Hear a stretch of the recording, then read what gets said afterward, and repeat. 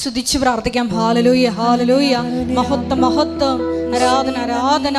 ഈശോയെ, നാളിതുവരെ കൃപാസനത്തിലെ മരിയൻ ഉടമ്പടി വഴി ഞങ്ങൾക്ക് ലഭിച്ച എല്ലാ കൃപകൾക്കും അനുഗ്രഹങ്ങൾക്കും നന്ദി പറയുന്നു. നിന്റെ നാമത്തെ ഞങ്ങൾ മഹത്വപ്പെടുത്തുന്നു. ഹല്ലേലൂയ, ഹല്ലേലൂയ. മഹത്വം, മഹത്വം, ആരാധന, ആരാധന. ഹല്ലേലൂയ. ഈശോയെ നന്ദി, ഈശോയെ ആരാധന. ഹല്ലേലൂയ. എൻ്റെ പ്രിയപ്പെട്ടവരെ,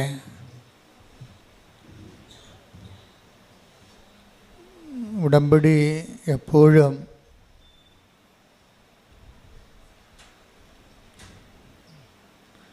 ഫയറാകുന്നത് ഉടമ്പടി ജീവിതത്തിൽ നമ്മൾക്ക് അതിൻ്റെ അപ്ഡേഷൻസ് വരുന്നത് പുതിയ പുതിയ ബോധ്യങ്ങൾ ലഭിക്കുമ്പോഴാണ്. രണ്ട് തരത്തിൽ നമുക്ക് ഉടമ്പടിയിൽ വളരാൻ പറ്റും. ഒന്ന്, ബോധ്യങ്ങളിൽ നിന്ന് ബോധ്യങ്ങളിലേക്ക് പോകുന്നതനുസരിച്ച് വളരും. ഈ ബോധ്യങ്ങളിൽ നിന്ന് ബോധ്യങ്ങളിലേക്ക് പോകുന്നതിന് ആനുപാതികമായിരിക്കും നമ്മുടെ അനുതാപത്തിൻ്റെ ആഴപ്പെടൽ.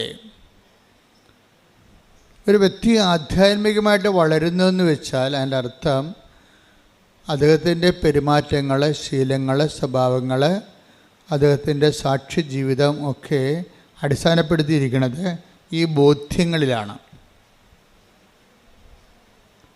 കഴിഞ്ഞ ദിവസങ്ങളിൽ ഞാനിത് ഇങ്ങനെ പെട്ടെന്ന് ഇങ്ങനെ ഈ സമയത്തൂടെ പറയാൻ കാരണം, കഴിഞ്ഞ ദിവസം ഞാനിവിടെ ആൾക്കാരെ കണ്ടുകൊണ്ട് അവരുടെ കാര്യങ്ങളൊക്കെ കേട്ടുകൊണ്ട് പ്രാർത്ഥിച്ചുകൊണ്ടൊക്കെ നിൽക്കുമ്പോൾ ഒരു സഹോദരി എനിക്ക് ഉടമ്പടി ധ്യാനം പുതിയ ബോധ്യങ്ങൾ നൽകിയെന്ന് പറഞ്ഞു. അതെനിക്ക് ഭയങ്കരമായിട്ട് ക്യാച്ച് ചെയ്ത് അത് ആധ്യാത്മികമായ ഒരു വളർച്ചയാണ് എൻ്റെ ഇത് വരണത്.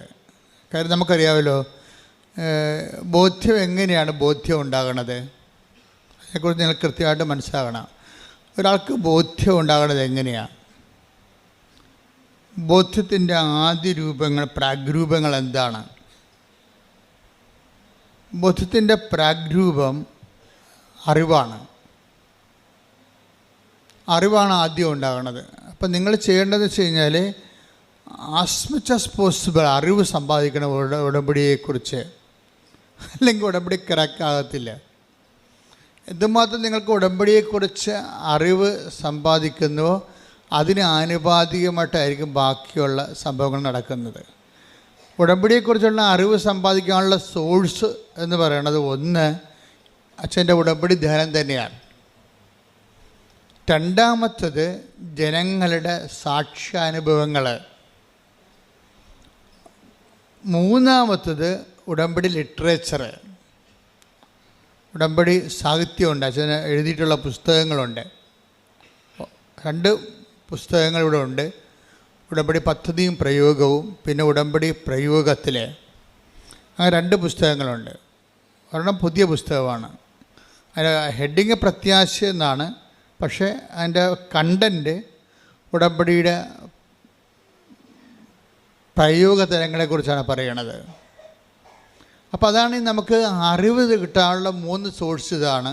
ഒന്ന്, ആഴ്ചയിലുണ്ടാകുന്ന ദിനംപ്രതി ഉണ്ടാകുന്ന ഉടമ്പടി സാക്ഷ്യങ്ങൾ. ഉടമ്പടി സാക്ഷ്യങ്ങളുടെ പ്രത്യേകത എന്ന് വെച്ച് കഴിഞ്ഞാൽ അതിൻ്റെ ഒരു പ്രത്യേകത ഒരു മനുഷ്യൻ ഈ ജീവിതത്തിൽ അനുഭവിക്കാവുന്ന ഓൾമോസ്റ്റ് ഓൾ ആയിട്ടുള്ള എല്ലാ വിഷയങ്ങളെയും അഡ്രസ്സ് ചെയ്യുന്നു എന്നുള്ളതാണ് ഉടമ്പടിയുടെ ഏറ്റവും വലിയ വിജയം. എവറിത്തിങ്, ഒരു മനുഷ്യൻ്റെ ജീവിതത്തിൽ സംഭവിക്കാൻ സാധ്യതയുള്ള ഓൾമോസ്റ്റ് എവറിത്തിങ്, സൂര്യന് താഴെ ഭൂമിക്ക് മുകളിലുള്ള എല്ലാ സബ്ജക്റ്റും ഉടമ്പടി അഡ്രസ്സ് ചെയ്യും. അതിങ്ങനെ സർവസ്പർശിയായി സർവകാലിക സർവജനീനമായിട്ടൊക്കെ ഒരു പ്രാർത്ഥനാ പദ്ധതി നിലവിലില്ല സഭയിൽ. ഉടമ്പടി മാത്രമേ ഉള്ളൂ. കാര്യം ഞാൻ എത്രയോ വർഷമായി ഓരോരോ ഘട്ടങ്ങളിലൂടെ വന്നാണ് ഇവിടെ ഉടമ്പടിയിൽ എത്തുമ്പോൾ. അപ്പോൾ എല്ലാത്തിൻ്റെയും പരിമിതികളെക്കുറിച്ച് എനിക്ക് നല്ല ബോധ്യങ്ങളുണ്ട്. അപ്പം അതിൻ്റെ പരിമിതികളെല്ലാം പരിഹരിച്ചുകൊണ്ടാണ് അവസാനം സഭയ്ക്ക് ദൈവം ഉടമ്പടി നൽകുന്നത്. ഉടമ്പടിയിൽ വരുമ്പോൾ സ്വാഭാവികമായത് എല്ലാവരെയും തന്നെ അഡ്രസ്സ് ചെയ്യുന്നുണ്ട്.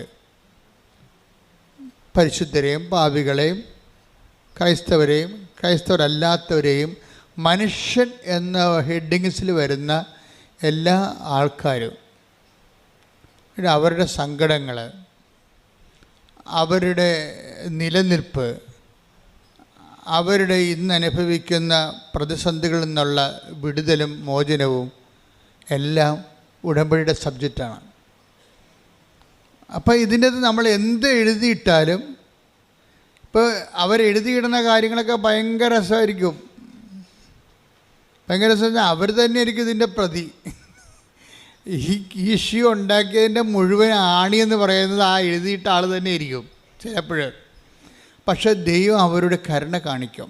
കാര്യം ഉടമ്പടിയിൽ ദൈവം അവരോട് കരുണ കാണിക്കാൻ പറ്റിയ ചേരുവകൾ ഉടമ്പടിയിലുണ്ട്. കാലാന്തരത്തിൽ ഉടമ്പടി അനുവർത്തിച്ച് വരുമ്പോൾ അവരിലേക്ക് ദൈവകൃപ ഒഴുകി വരാനുള്ള ഒത്തിരിയേറെ സാധ്യതകൾ ഉടമ്പടിയിലുണ്ട്. അതായത് ഈ സിംഗിൾ എഡ്ജല്ല ഈ പ്രെയർ, ഡബിൾ എഡ്ജാണ്. പിന്നെ ഇതിൻ്റെ അനുഷ്ഠാന വിധികളിലെല്ലാം വിശ്വാസ വളർച്ച വ്യക്തി കൈവരിച്ചുകൊണ്ടിരിക്കും. പക്ഷേ അത് നമ്മൾ ശ്രദ്ധിക്കേണ്ടത്, നിങ്ങൾ ഈ മതപരമായ ചടങ്ങുകൾ ഒത്തിരി ചെയ്തിട്ടുള്ള ആൾക്കാരാണ്, ക്രിസ്ത്യൻസ് ആയാലും നോൺ ക്രിസ്ത്യൻസ് ആയാലും. ഇപ്പം ചടങ്ങുകളൊക്കെ ചെയ്യണ പോലെ ഉടമ്പടി ഒരു ചടങ്ങാക്കിയാൽ വെളുക്കാൻ തേക്കണത് പാണ്ടാകാനുള്ള എല്ലാ സാധ്യതയുണ്ട്. അത് നമ്മൾ ചടങ്ങെന്ന് പറയുമ്പോൾ എന്താ വെച്ച് കഴിഞ്ഞാൽ, ചടങ്ങിന് വരുന്ന ഇപ്പോൾ ഒരു ഉദാഹരണത്തിന് ഞാൻ പറയാം. ഒരു ആചാരം നമ്മൾ പല പല ആചാരങ്ങൾ ചെയ്യത്തില്ലേ. ഇപ്പോൾ നമ്മൾ ആൾക്കാരെ കാണുമ്പോൾ സ്തുതി പറഞ്ഞൊരു ആചാരമാണ്. പക്ഷേ നമ്മുടെ ചങ്കിൽ അവനെതിരെയുള്ള പകയാനുള്ളതെന്നുണ്ടെങ്കിൽ അത് അനാചാരമായി മാറും അല്ലേ. അതാ സാധനം. ഇപ്പം മനസ്സിലായില്ലേ കാര്യങ്ങൾ. അപ്പോൾ ദൈവത്തിൻ്റെ സന്നിധിയിലും ഒരു ആരാധന അർപ്പിക്കുമ്പോൾ ആരാധനയ്ക്ക് അനിപേക്ഷണീയമായിട്ടുള്ള ആത്മീയ അവസ്ഥകളുണ്ടാകണം. അല്ലെങ്കിൽ ഈ ആരാധന അരാജകത്വമായി മാറും. അതെപ്പോഴും ഇപ്പം ഉടമ്പടി എപ്പോഴും ചെയ്യണത്, ഈ ആരാധിക്കുന്ന വ്യക്തിയെ അയാൾക്ക് ആ ആരാധനയ്ക്ക് സ്യൂട്ടബിളായിട്ടുള്ള ആധ്യാത്മികതയിലേക്ക് അയാളെ കൊണ്ടുവരും. അതാണ് ഇതിൻ്റെ അനുഷ്ഠാനവും ആധ്യാത്മികതയും തമ്മിലുള്ള ബന്ധം. ഒത്തിരി അനുഷ്ഠാനങ്ങൾ ഉടമ്പടിയിലുണ്ട്. ഉപ്പുണ്ട്, അതൊരനുഷ്ഠാനമാണ്. ഉടമ്പടി തൈലമുണ്ട്, ഉടമ്പടി കാശുരൂപമുണ്ട്. ഇതെല്ലാവരും ഉപയോഗിക്കണില്ലേ. പക്ഷേ എല്ലാവരും ഉപയോഗിക്കുന്നുണ്ടെങ്കിൽ എന്തുകൊണ്ടാണ് ചില ആൾക്കാർക്ക് 99 മാർക്ക്, ചിലർക്ക് 60 മാർക്ക്, ചിലർക്ക് 30 മാർക്ക്, ചിലർക്ക് പരീക്ഷ എഴുതിന് ഫീസ് കാശ് കയ്യിൽ നിന്ന് പോയിട്ടുള്ളവരുണ്ട്. അപ്പം ഈ ഉപ്പാണ് നിങ്ങൾ ഉടമ്പടി ഉപ്പാണ് ഉപയോഗിക്കണത്, കാശുരൂപമാണ് ഉപയോഗിക്കണമെന്നല്ല പ്രശ്നം. ആരുപയോഗിക്കുന്നു എന്നുള്ളതാണ് പ്രശ്നം. ആരുപയോഗിക്കുന്നു. കാര്യം നിങ്ങൾ ഒരു 3 പേരാണ് ഉടമ്പടി ഉപ്പ് ഉപയോഗിക്കണമെങ്കിൽ 3 റിസൾട്ടാണ് വരണത്, ഒരു റിസൾട്ടല്ല. 3 പേര് ഉടമ്പടി ഉപ്പ് ഉപയോഗിക്കുക, അതിൽ 3 പേര് ഉടമ്പടി കാശ് ഉപയോഗിക്കുന്നുണ്ടെങ്കിൽ 3 റിസൾട്ടാണ് വരണത്. ചിലക്ക് ഒരു 99% റിസൾട്ട് വരും, ചിലക്ക് 70% റിസൾട്ട് വരും, ചിലക്ക് 30% റിസൾട്ട് വരും. ഒരു റിസൾട്ടും വരാതെ ഒരിക്കലും വരത്തില്ല. കാര്യത്തിൽ അവൻ ഒരു ഉടമ്പടി എടുക്കാൻ വേണ്ടി വരുമ്പോൾ തന്നെ ഒരു ബേസിക് മാർക്ക് അവന് കിട്ടിയിട്ടുണ്ടെന്ന് അർത്ഥം. അല്ലെങ്കിൽ ദൈവം ഉടമ്പടി എടുപ്പിക്കത്തില്ലല്ലോ. ദൈവം ഉടമ്പടി എടുപ്പിക്കുന്നത് വെച്ച് കഴിഞ്ഞാൽ ദൈവവുമായിട്ടല്ലേ ബന്ധം. അല്ലാതെ നിങ്ങൾ കൊണ്ടുവന്ന് നേർച്ചയിട്ടിട്ട് പോണ പോലെ പല അഭ്യാസമല്ലല്ലോ ഇത്. നിങ്ങളൊരു ബയലാറ്ററൽ എഗ്രിമെൻറ്റിലേക്ക് ഏർപ്പെടുകയാണ്. അപ്പോൾ അതർ കക്ഷി എന്ന് പറയുന്നത് ദൈവമാണ്. ആ ദൈവവുമായിട്ട് നിങ്ങളൊരു എഗ്രിമെൻറ്റിലേക്ക് വരികയാണ്. അപ്പോൾ അങ്ങനെ ഒരുമാതിരിപ്പെട്ട ഒരു 10 പേര് കൃപാസനത്തിൽ വന്നാൽ ആരാ ഉടമ്പടി എടുക്കണത്? 4 പേരെ ഉടമ്പടി എടുക്കത്തുള്ളൂ, 6 പേര് പോകും. നിങ്ങൾ കണ്ടിട്ടില്ലേ? പോണം കണ്ടിട്ടില്ലേ? ഞങ്ങൾക്കറിയാതെ 10 പേര് കൃപാസനം ചവിട്ടിയാൽ അതിനകത്ത് 6 പേര് അപ്പം തന്നെ പോകും. പ്രാർത്ഥിച്ചിട്ട് പോകാമെന്ന് പറയും. അല്ലെങ്കിൽ കൂടെ ഉള്ളവരെ തോണ്ടും മാന്തും, അമ്മ പോകാം അമ്മ പിന്നെ വരാം, അടുത്ത ദിവസം വരാമെന്ന് പറയും. അവർക്ക് കാര്യത്തിൽ അവർ കോൺഫറായിട്ടില്ല ഉടമ്പടിയിലേക്ക്. പക്ഷെ അമ്മയെ ദൈവം വിളിച്ചിട്ടുണ്ട്. അപ്പോൾ അമ്മ പറയും, നീ പോയി കാറിൽ ഉറങ്ങ്, ഞാനിത് എടുത്തിട്ട് വരട്ടെന്ന് പറയും. കാര്യം എന്താ? മകനെ അല്ലെങ്കിൽ മകൾക്ക് ഉടമ്പടിയെ വിളിച്ചിട്ടില്ല. കാര്യം ഉടമ്പടി എന്ന് പറയുന്നത് ദൈവമായിട്ടുള്ള ബയലാറ്ററൽ എഗ്രിമെൻ്റാണ്. ആ എഗ്രിമെൻറ്റ് ദൈവം സമ്മതിക്കണ്ടേ? ഇപ്പോഴൊരു മൊബൈൽ പ്രാന്തിയാണെങ്കിൽ ദൈവം സമ്മതിക്കുമോ? സമ്മതിക്കത്തില്ല. ഈ പണ്ടാരമായിട്ട് ഉടമ്പടി ചെയ്തിട്ട് ദൈവത്തിന് എന്ത് കിട്ടാനാ? അപ്പോൾ ഈ സാധനത്തിന് അപ്പം പെരുക്കം വന്നിട്ട് ആ സാധനം അപ്പം തന്നെ 4 കാലം വീണ് ഓടി, കാലും പറത്തിക്കൊണ്ട് ഓടിക്കളയും. പക്ഷേ ഈ സാധനം പിന്നെ തിരിച്ചു വരും. കാര്യം അമ്മ എന്ന് പറയുന്ന ആ ഉടമ്പടി, ദൈവം ഉടമ്പടി എടുക്കാൻ വേണ്ടി വിളിച്ച ആൾ പ്രത്യേകം മെനയായിട്ട് ഉടമ്പടി ചെയ്തുകൊണ്ട് അടയാളം കിട്ടിക്കഴിയുമ്പോൾ അവർക്കൊരു ആവശ്യമുണ്ട്. ആദ്യം ചാടിപ്പോയി വരും, പിന്നീട് തിരിച്ചു വരും. അവർ സാക്ഷികൾ കേൾക്കാം, എന്തുമാത്രം സാക്ഷികൾ അങ്ങനെ വന്നത്. ഞാൻ ഉടമ്പടി അമ്മ ഉടമ്പടി എടുത്തപ്പോൾ ഞാൻ കാറിൽ പോയിരുന്നുണ്ട്, TV കാണുക, അവിടുത്തെ കോമഡി കാണുകയായിരുന്നു. എനിക്ക് ഇതിൻ്റെ അകത്തൊരു താല്പര്യം തോന്നിയില്ല എന്നൊക്കെ പറയും. പക്ഷെ ആദ്യം തോന്നിയില്ലെങ്കിലും കാലാന്തരത്ത് നീ ഇവിടെ വന്ന് ചവിട്ടിപ്പോയില്ലേ, ചവിട്ടുമ്പോൾ സ്വാഭാവികമായിട്ടൊരു ഗ്രേസ് മാർക്ക് നിനക്ക് കിട്ടും. ചവിട്ടിക്കഴിഞ്ഞാൽ എന്താ കാര്യം? അമ്മ പ്രത്യക്ഷപ്പെട്ട സ്ഥാനത്ത് വരാനുള്ള അനുവാദം കിട്ടിയില്ലേ, എൻട്രി പാസ്സായില്ലേ. അപ്പോഴങ്ങനെ എൻട്രി പാസ് കിട്ടിയ ആൾക്കാർ ചിലപ്പോൾ ഡ്രൈവറായിരിക്കും, നിങ്ങൾ ചിലപ്പോൾ ഭീഷണ പാർട്ടി ആയിരിക്കും, ഡ്രൈവിങ് കഴിഞ്ഞാൽ വൈകുന്നേരം ചിലപ്പോൾ ബിസി കിടന്ന് തുടങ്ങിയും പ്രാർത്ഥിക്കാത്ത കക്ഷിയായിരിക്കും.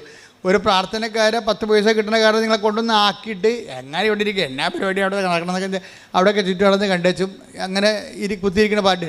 പക്ഷെ കുറച്ച് കഴിയുമ്പോൾ നിങ്ങൾ ദൈവം വിളിക്കും. ഒരു 6 മാസം കഴിയുമ്പോൾ നിങ്ങളെ വിളിക്കും. ആ ഇടുക്കി ഞങ്ങളുടെ ഡ്രൈവറിൻ്റെ സാക്ഷ്യം കേട്ട്, അയാൾക്ക് ഭയങ്കര വെള്ളമടിയാണ്, അയാൾ മുടിഞ്ഞ് തേച്ച് കഴുകിയിരിക്കുകയാണ്. അവസാനം പുള്ളിക്കാരൻ്റെ വണ്ടി വരെ കടത്തിലായി.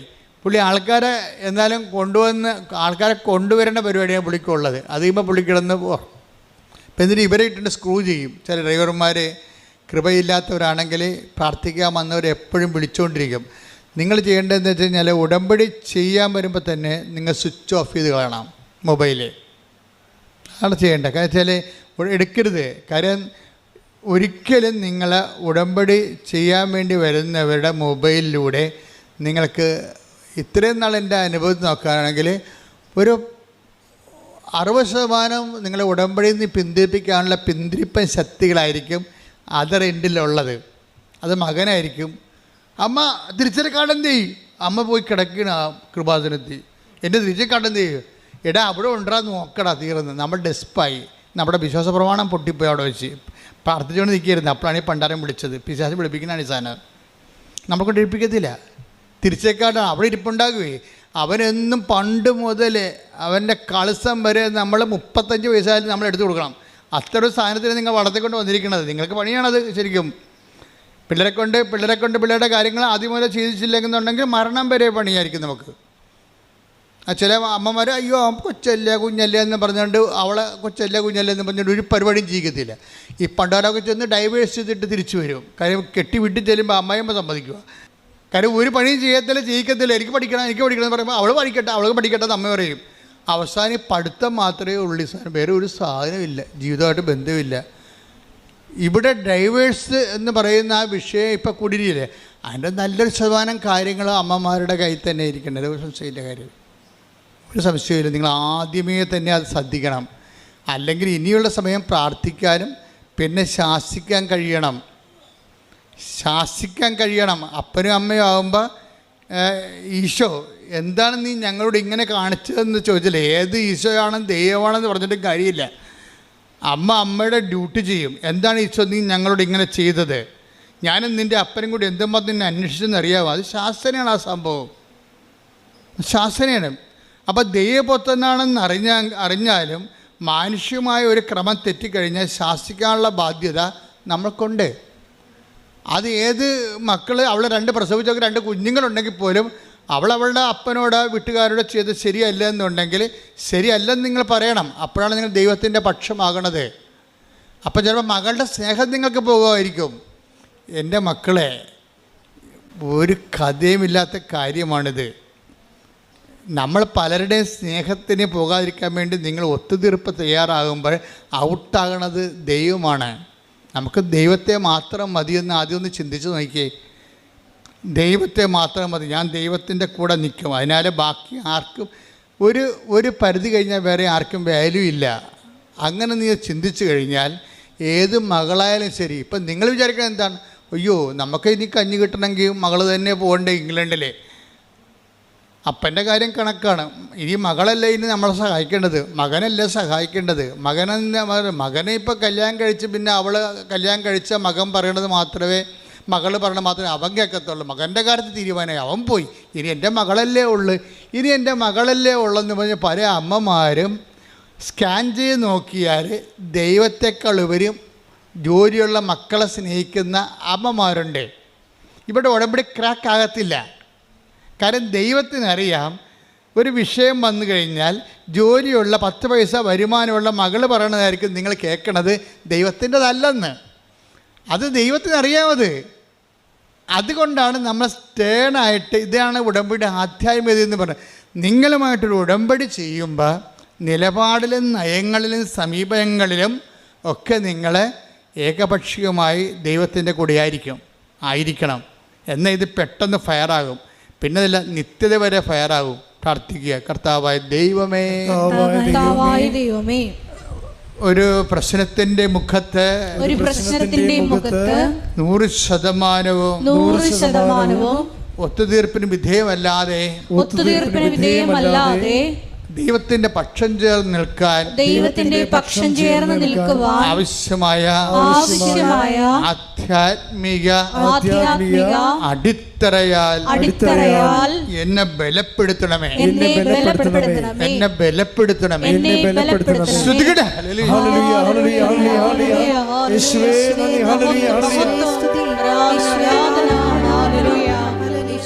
ഇപ്പൊ ഫസ്റ്റ് ബോധ്യം ഞാൻ നിങ്ങൾക്ക് കൈമാറി തന്നു. എന്താണ് കാര്യം? ഒത്തുതീർപ്പിന് വിധേയമാകാത്ത നിലപാടുകൾ ദൈവബന്ധത്തിൽ നീ ഉടമ്പടി എടുത്തു കഴിയുമ്പോൾ പിന്നെ എന്താണ്? ഒത്തുതീർപ്പിന് മകളുടെ ശമ്പളവും നമുക്ക് നാളെ നക്കാപ്പിച്ച 10 പൈസ കിട്ടുന്ന വരുമാനം അടഞ്ഞു പോയെന്ന് കണ്ടു കഴിഞ്ഞാലും ദൈവമായിട്ട് റിലേഷനിൽ ഒത്തുതീർപ്പിന് വിധേയമാകാത്ത നിലപാടുകൾ, അതാണൊരു ബോധ്യമെന്ന് പറയണത്. അപ്പോൾ ദൈവം പിന്നെ നമ്മുടെ മുഴുവൻ ഉത്തരവാദിത്തങ്ങൾ ദൈവം നോക്കേണ്ടതാണ്, നോക്കാൻ ബാധ്യസ്ഥമായി തീരും. കാര്യം നമ്മൾ നിലപാടെടുത്തിരിക്കുകയാണ്. അപ്പോൾ റിസ്ക് എപ്പോഴും ദൈവത്തിൻ്റെ കയ്യിലായ സംഭവം. ഇനിയിപ്പോൾ ദൈവം കൈവിടാൻ കുഴപ്പമില്ല, എൻ്റെ മകളുടെ ശമ്പളം ഉണ്ടല്ലോ. നമ്മൾ പല ആൾക്കാരോടും ഒത്തുതീർക്കണമെന്ന് അവരുടെ സാമ്പത്തിക സ്രോതസ്സ് നോക്കിയിട്ടാണ് ഒത്തുതീർപ്പിന് തയ്യാറാണ്. അവരുടെ സാമ്പത്തിക സ്രോതസ്സ് നോക്കിയിട്ട് ഒത്തുതീർപ്പിന് തയ്യാറാണത്. ഏത് സമയത്ത് ഈ സാധനത്തെ കട്ട് ചെയ്യുമെന്ന് അവർക്ക് മനസ്സിലാക്കണം. നിങ്ങളെ സഹായിക്കുന്നവരും നിങ്ങളെ സന്ധിക്കുന്നവർക്കും നിങ്ങളുടെ നിലപാടിനെക്കുറിച്ച് ധാരണയുണ്ടാകണം. എന്താണ്? ദൈവത്തിൻ്റെ വഴികളിൽ നിന്നല്ലെങ്കിൽ ഈ സാധനം കട്ടാകാൻ സാധ്യതയുണ്ടെന്ന് പറഞ്ഞു. അപ്പോഴത്തെ എന്താ വെച്ചാൽ നമ്മുടെ ഉദ്ദേശം എന്താണ്? ദൈവത്തെ പഠിപ്പിക്കുക എന്ന ഉദ്ദേശം. അവരെല്ലാവരും ദൈവത്താൽ പഠിപ്പിക്കപ്പെടുന്ന പോലെ തന്നെയാണ് ദൈവത്തെ പഠിപ്പിക്കുക എന്നുള്ള ഒരു ഉത്തരവാദിത്വം നമുക്കുണ്ട്. എന്താ കാര്യം? നമ്മളുടെ നിലപാടിനെക്കുറിച്ച് ദൈവത്തിനൊരു ധാരണ കൊടുക്കണം. എൻ്റെ നിലപാട് ഇതായിരിക്കും, സുവിശേഷ വിഹിതമായ ഞാൻ ആ നിലപാടെടുക്കത്തുള്ളൂ. അത്ര കൊലകൊമ്പനായാലും ശരി, എൻ്റെ നിലപാട് ഇതായിരിക്കും. എൻ്റെ കഴിവനുസരിച്ച് ഞാൻ അതിൻ്റെ കൂടെ നിൽക്കുകയും ചെയ്യും. നമ്മുടെ കഴിവപ്പെടാത്ത കാര്യങ്ങളുണ്ട്, അത് നമുക്കൊന്നും ചെയ്യാൻ പറ്റത്തില്ല. ദൈവത്തിന് പറയണം, എൻ്റെ ദൈവമേ, എൻ്റെ കഴിവനുസരിച്ച് എൻ്റെ നിലപാടിൽ ഉറച്ചു നിൽക്കാൻ നിന്നെ അതിലെ ഒന്നാം സ്ഥാനത്ത്. ഇവിടെയാണ് വിഷയം. പ്രൈമറി റെഫറൻസ് വരണം. ദൈവത്തിന് പ്രൈമറി റെഫറൻസ്. ഉടമ്പടി എന്ന് പറയുന്ന ഒരു ജീവിതമാണ്. അവിടെ കിട്ടേണ്ട രണ്ടാമത്തെ ബോധ്യം എന്ന് പറയുന്നത് പ്രൈമറി റെഫറൻസ് ദൈവത്തിന് വരണം. ഫസ്റ്റ് റെഫറൻസ്, നമ്മുടെ ഫസ്റ്റ് റെഫറൻസ് ദൈവത്തിന് വരണം. ഈശോ എപ്പോഴും പറയും, നിങ്ങൾ പ്രലോഭനം ഉണ്ടാവേണ്ടതാണ്, പക്ഷേ ഉണ്ടാവാതിരിക്കണം നല്ലത്. കർത്താവ് ആ കാര്യത്തിലൊരു അംബിഗ്യസ് ആണ്. സിറ്റുവേഷനിലാണ് അങ്ങനെ പറയണത്. ടെംപ്റ്റേഷനെ കുറിച്ച് പറയണത് സിറ്റുവേഷനിലാണ്. എന്ന് വെച്ചാൽ പ്രലോഭനം ഉണ്ടാകാതിരിക്കുന്നതാണ് നല്ലത്. കാര്യം ഉണ്ടായാൽ നിങ്ങൾ വീണ് പോകുമെന്ന് എനിക്ക് ഉറപ്പാണ്. പക്ഷേ പ്രലോഭനം ഉണ്ടാവും. അപ്പോൾ ഇതാണ് അതിൻ്റെ ഈ ടെംപ്റ്റേഷൻ. ഇപ്പം പ്രൈമറി റെലംസിൽ പ്രാഥമികമായിട്ടുള്ള ബന്ധത്തിൽ ദൈവത്തിന് ഒന്നാം സ്ഥാനമാണെങ്കിലും പ്രലോഭനം ഉണ്ടാവും. ഇതിനെതിരെ ഒരു പ്രലോഭനം ഉണ്ടാവാതിരിക്കുന്ന ഒരു സാഹചര്യം ഈശോ പ്രീസപ്പോസ് ചെയ്യുന്നുണ്ട്. എന്ന് വെച്ച് കഴിഞ്ഞാൽ നമ്മൾക്ക് ഒരു ഇഷ്യൂ ഫേസ് ചെയ്യേണ്ട ആവശ്യമില്ലാത്ത സാഹചര്യം വരിക. ഇപ്പം നമ്മളെ ദൈവം തോൽപ്പിക്കാൻ ഉദ്ദേശിക്കുമ്പോഴാണ് നമ്മൾ തോപ്പിച്ച് കഴിയുമ്പോൾ ദൈവവും നമ്മളും തമ്മിലൊരു കമ്മ്യൂണിക്കേഷൻ ഗ്യാപ്പ് ഉണ്ടാവും. ഈ കമ്മ്യൂണിക്കേഷൻ ഗ്യാപ്പ് ചില ആൾക്കാരുടെ കയ്യിലിരിപ്പ് കൊണ്ട് ദൈവം മനഃപൂർവ്വം ഇഷ്യൂസ് ക്രിയേറ്റ് ചെയ്യും. എന്ന് വെച്ചാൽ ആ ക്രിയേഷനിൽ ഇവർ ദൈവത്തിൽ നിന്ന് ഇപ്പം നിരക്കാത്ത തീരുമാനം എടുക്കാൻ സമ്മർദ്ദത്തിലാകും. അതിനാണ് പ്രലോഭനം ഉണ്ടാവുമെന്ന്, അതായത് പ്രലോഭനം ഉണ്ടാവാതിരിക്കുന്ന നല്ലതെന്ന് പറഞ്ഞാൽ ഉണ്ടായാൽ വീണു പോകാൻ സാധ്യതയുണ്ട്. ഇതിനൊരു സേഫ് സോണുണ്ട്. നിങ്ങൾക്കറിയാമല്ലോ, ഒരു ടൈം കഴിഞ്ഞാൽ നമ്മുടെ ഉപഗ്രഹങ്ങളൊക്കെ നമ്മൾ വിക്ഷേപിക്കത്തില്ലേ, അപ്പോൾ അതിൻ്റെ അറ്റ്മോസ്ഫിയർ കഴിഞ്ഞാൽ പിന്നെ അത് ലൈറ്റ് വെയിറ്റ് ആയിട്ടിരിക്കും. അതുവരെ നമ്മൾ റോക്കറ്റ് കത്തിച്ചുകൊണ്ടേ ഇരിക്കണം. ഓരോരോ തിന്മകളും പാപത്തിനെതിരെയുള്ള പോരാട്ടങ്ങൾ നടത്തിക്കൊണ്ടിരിക്കണം. ഇനി ഒരു ടൈം കഴിയുമ്പോൾ നല്ല പോരാട്ടക്കാരിയാണ് നീയെങ്കിൽ ദൈവം നിൻ്റെ സത്യസന്ധത കണക്കിലെടുത്തിട്ട് ഒരു ടൈം കഴിയുമ്പോൾ നിന്നെ ഇതിൽ നിന്ന് റിലീവ്ഡ് ആക്കും. അപ്പം നീ ലൈറ്റ് വെയിറ്റ് ആകും. അപ്പം നിനക്ക് ഇഷ്യൂ നിൻ്റെ മുമ്പിൽ കൊണ്ടുവരത്തില്ല. കാര്യം കൊണ്ടുവരാതെ നീ സേഫ് സോണിൽ കൊണ്ടുപോകും. ഇതിനകത്ത് ആധ്യാത്മിക ജീവിതത്തിൽ ഒരു സേഫ് സോണുണ്ട്. അതാണ് ഈശോ പറയണത്. ഉണ്ടാവാതിരിക്കുന്ന നല്ലതെന്ന് പറയണത് ഉണ്ടാവാതിരിക്കാനുള്ള സാധ്യതയുണ്ട് അവിടെ. അപ്പം നിനക്ക് കുമ്പസാരിക്കാൻ വരുമ്പോൾ നിനക്ക് പ്രത്യേകിച്ച് പാപങ്ങളൊന്നും കാണത്തില്ല. എന്താ കാര്യം? നിൻ്റെ ദൈവം ആ മേഖലയിൽ ടെസ്റ്റിംഗ് ടൈം കഴിഞ്ഞു. ഇനി ടെസ്റ്റിംഗ് ടൈം പലപ്പോഴും ടെസ്റ്റിങ് ടെസ്റ്റ് മസ്റ്റാണ്. അതായത് എപ്പോഴും അധ്യായ വളർച്ചയ്ക്ക് എപ്പോഴും ടെസ്റ്റ് തരും. മിക്കവാറും ഈ പ്രൈമറി സ്കൂളിൽ വെച്ച് തന്നെ ആൾക്കാർ തോറ്റിട്ട് പഠനം നിർത്തുകയാണ് പതിവ്. അങ്ങനെയാണ്. 90 ആൾക്കാരുണ്ടെങ്കിൽ തന്നെ ആദ്യത്തെ കാലത്ത് തന്നെ കാര്യം ഇവൻ ആൾ ബേസിക്കായിട്ട് ശരിയല്ല, ലോകത്താനാണെന്ന് കണ്ടു കഴിഞ്ഞാൽ ടെസ്റ്റ് ചെയ്യും. ഒരു തരത്തിൽ പിന്നെ അതായത് ഗ്രാവിറ്റിയുള്ള ടെസ്റ്റ് നൽകിയിട്ട് ഇയാളെ പൂർണ്ണമായിട്ട് ഔട്ടായി കളയും. പിന്നെ ഇയാളുമായിട്ട് കമ്പനീസ് ഇല്ല. ദൈവമായിട്ട് മുന്നോട്ട് പോകണമെങ്കിൽ എപ്പോഴും നമ്മൾ ശ്രദ്ധിക്കേണ്ടത് ഒരു നിരന്തര അനുതാപത്തിൻ്റെ ഒരു മേഖലയിലേക്ക് നമ്മൾ പ്രവേശിക്കണം. അനുതാപം എന്ന് പറഞ്ഞാൽ ഇപ്പോൾ നിങ്ങൾക്കറിയാലോ, ഉടമ്പടിയിൽ കിട്ടേണ്ട മൂന്നാമത്തെ ബോധ്യം എന്ന് പറഞ്ഞത് നിരന്തര അനുതാപമാണ്. നിരന്തര അനുതാപം എന്നല്ല, നിരന്തര അനുതാപം. ഇപ്പം നിങ്ങളിപ്പോൾ ഒരു ധ്യാനം കൂടി അപ്പോഴൊന്ന് അനുദപിച്ചു, കുറച്ച് മോങ്ങി കുമ്പസാരിച്ച് കുർബാന സ്വീകരിച്ചു, അങ്ങനെ പിന്നെ കുറച്ച് നാൾ ഇങ്ങനെ നല്ല വെള്ളം ചവഞ്ഞ് നടന്നു, നിലച്ചായത്ത് വീഴുന്ന കുറുക്കനെ പോലെ നടന്നു. മഴ പെയ്യുമ്പോൾ പിന്നെ പെയിൻ്റെല്ലാം പോയി പഴയ കുറുക്കനായി. അങ്ങനെയല്ലേ ധ്യാനങ്ങളിലേക്ക് സഞ്ചരിക്കുന്ന ജീവികളെ കണ്ടാൽ മനസ്സിലാവും. ആദ്യം ഒരു ധ്യാനം കൂടി നല്ല നിലച്ചായത്തിൽ പെയിൻറ്റ് വീണ പോലെ നല്ല കുറുക്കനായി. അപ്പോൾ ആൾക്കാരെ കാണുമ്പോൾ ശ്രുതി പറയും ബ്രദറാണ് സിസ്റ്ററാണെന്നൊക്കെ ശ്രുതി പറയും. കൃഷ്ണനാണെന്നൊക്കെ പണ്ട് കൃഷ്ണനാണെന്നൊക്കെ ധരിച്ചുള്ള കഥയില്ല പഞ്ചതന്ത്രത്തല്ല. പക്ഷെ മഴ പെയ്ത് കഴിയുമ്പോൾ ഇഷ്യൂ ഉണ്ടായി കഴിയുമ്പോൾ പെയിൻറ്റ് പോകും. എന്ന് പറഞ്ഞാൽ ഒരു ഉദാഹരണം ഞാൻ പറയാം. ഒരു ദിവസം ഇവിടെ പ്രസംഗിച്ചുകൊണ്ടിരിക്കുന്ന ഒരു ബ്രദർ അടിപൊളി പ്രസംഗം കഴിഞ്ഞപ്പോൾ എൻ്റെ അടുത്ത് വന്ന് അതിൻ്റെ പ്രസംഗത്തിൻ്റെ കൂലിയൊക്കെ വാങ്ങിച്ചുകൊണ്ട് പുള്ളി പോയി. ആശ്രയിച്ചു, അച്ഛാ ഒന്ന് ബ്ലസ് ചെയ്യണം, ഞാനൊരു കാര്യത്തിന് പോവുകയാണ്. അപ്പോൾ ഞാനോർത്ത് വല്ലയിടത്തും പ്രാർത്ഥിക്കാൻ പോവുകയാണ്. അല്ല, പിന്നീട് അറിഞ്ഞത് പുള്ളിയുടെ മകളെ കെട്ടിച്ചിട്ട് വീട്ടിൽ ഭയങ്കര പ്രശ്നം.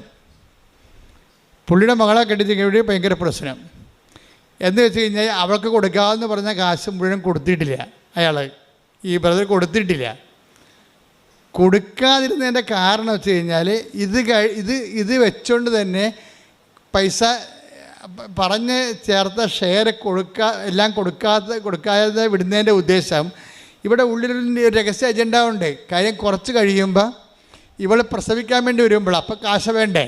അപ്പോൾ അവൾക്ക് കൊടുക്കാനുള്ള കാശ് പ്രസവരക്ഷയും കൊച്ചിൻ്റെ ജ്ഞാനസ്ഥാനവും എല്ലാം കൂടി എടുത്തിട്ട് മുടക്കാൻ വേണ്ടി അവർ സാമ്പത്തികമായ കളിയാണ് ശരിക്കും പറഞ്ഞാൽ. എന്നാലും പിന്നെ ബാക്കി പൈസ കൊടുക്കാറുണ്ട്. അപ്പം മുറുമുറുപ്പ് ഇടയ്ക്ക് കെട്ടിച്ച് വിട്ട വീട്ടിൽ എപ്പോഴും മുറുമുറുപ്പുണ്ടാവും. ബ്രദറാണ് അച്ഛൻ, അതൊരു കാര്യമൊന്നുമില്ല. പാപത്തിൻ്റെ സാഹചര്യങ്ങളെ ഇവർ ആധ്യാത്മിക ജീവിതം ഒന്ന്, പ്രായോഗിക അനുദിന ജീവിതം വേറെ രണ്ടായിട്ട് വരും. അങ്ങനെ അത് നിങ്ങൾ ഉടമ്പടിക്കാർ ശ്രദ്ധിക്കണം. ഈ കയ്യാങ്കളികളെല്ലാം ദൈവം വളരെ കൃത്യമായിട്ട് വാച്ച് ചെയ്തുകൊണ്ടിരിക്കുകയാണ്. ഇയാൾ എന്താണ് പൈസ സ്ത്രീധനം കുറച്ചാണ് കൊടുത്തിരിക്കണത്, അതുകൊണ്ട് അവിടെ ഇഷ്യൂ ഉണ്ട്. അവിടെ ഇഷ്യൂ ഉണ്ടാകുമ്പോൾ ഇയാളുടെ ഉദ്ദേശം എന്താണ്?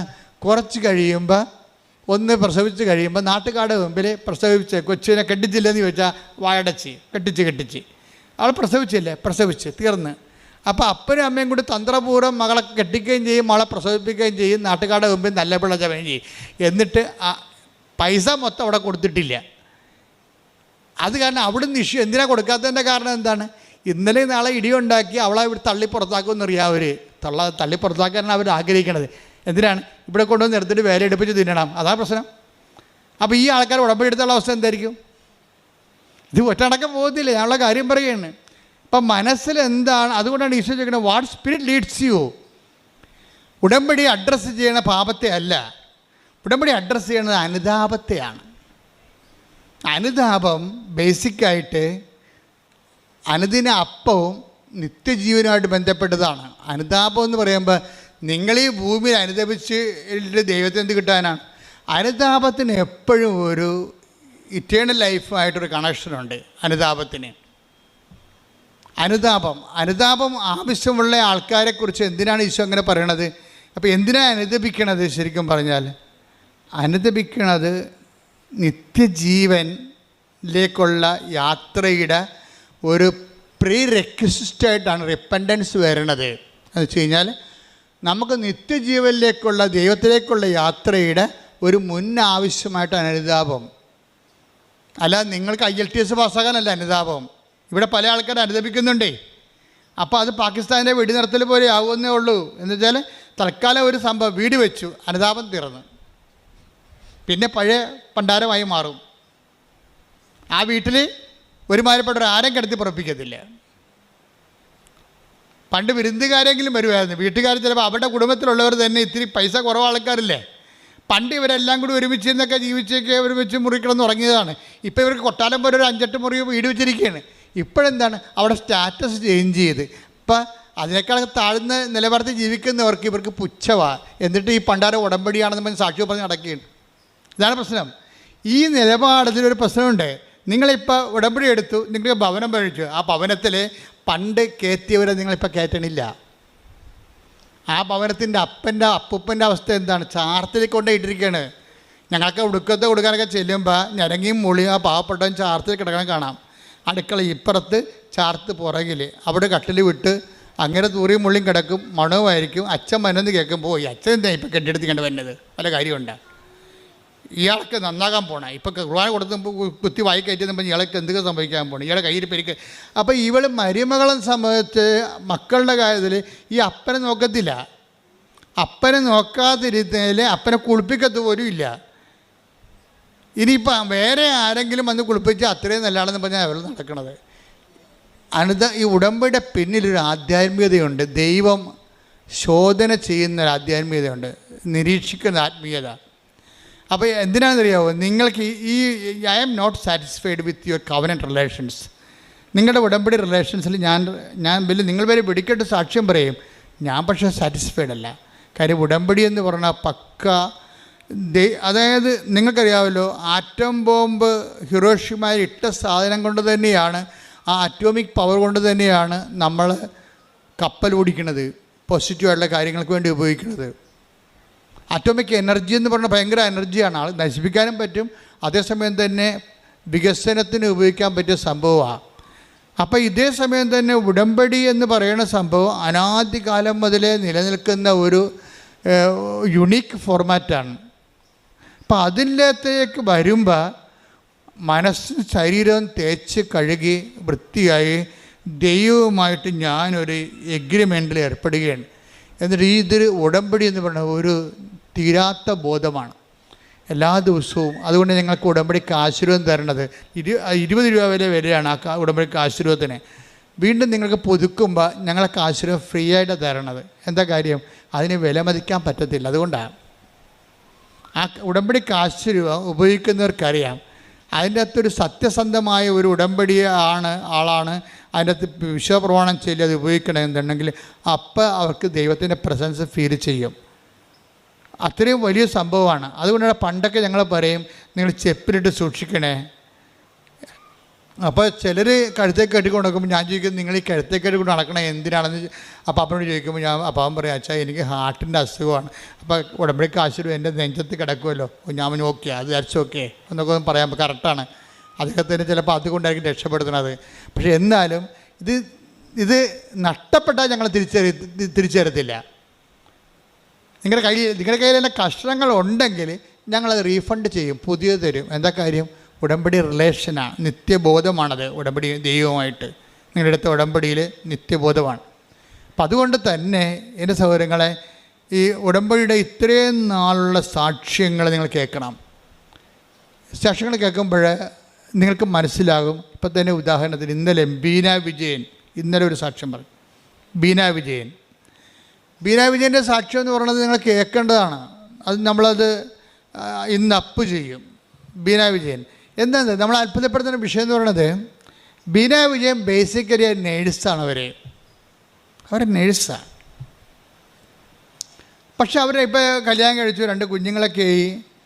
ഭർത്താവ് എന്ന് പറയുന്നത് നേഴ്സായിരുന്നു, അവർ കല്യാണം കഴിച്ചു. പക്ഷേ ഇവരെ ജോലിക്ക് വിടത്തില്ല ഭർത്താവ്.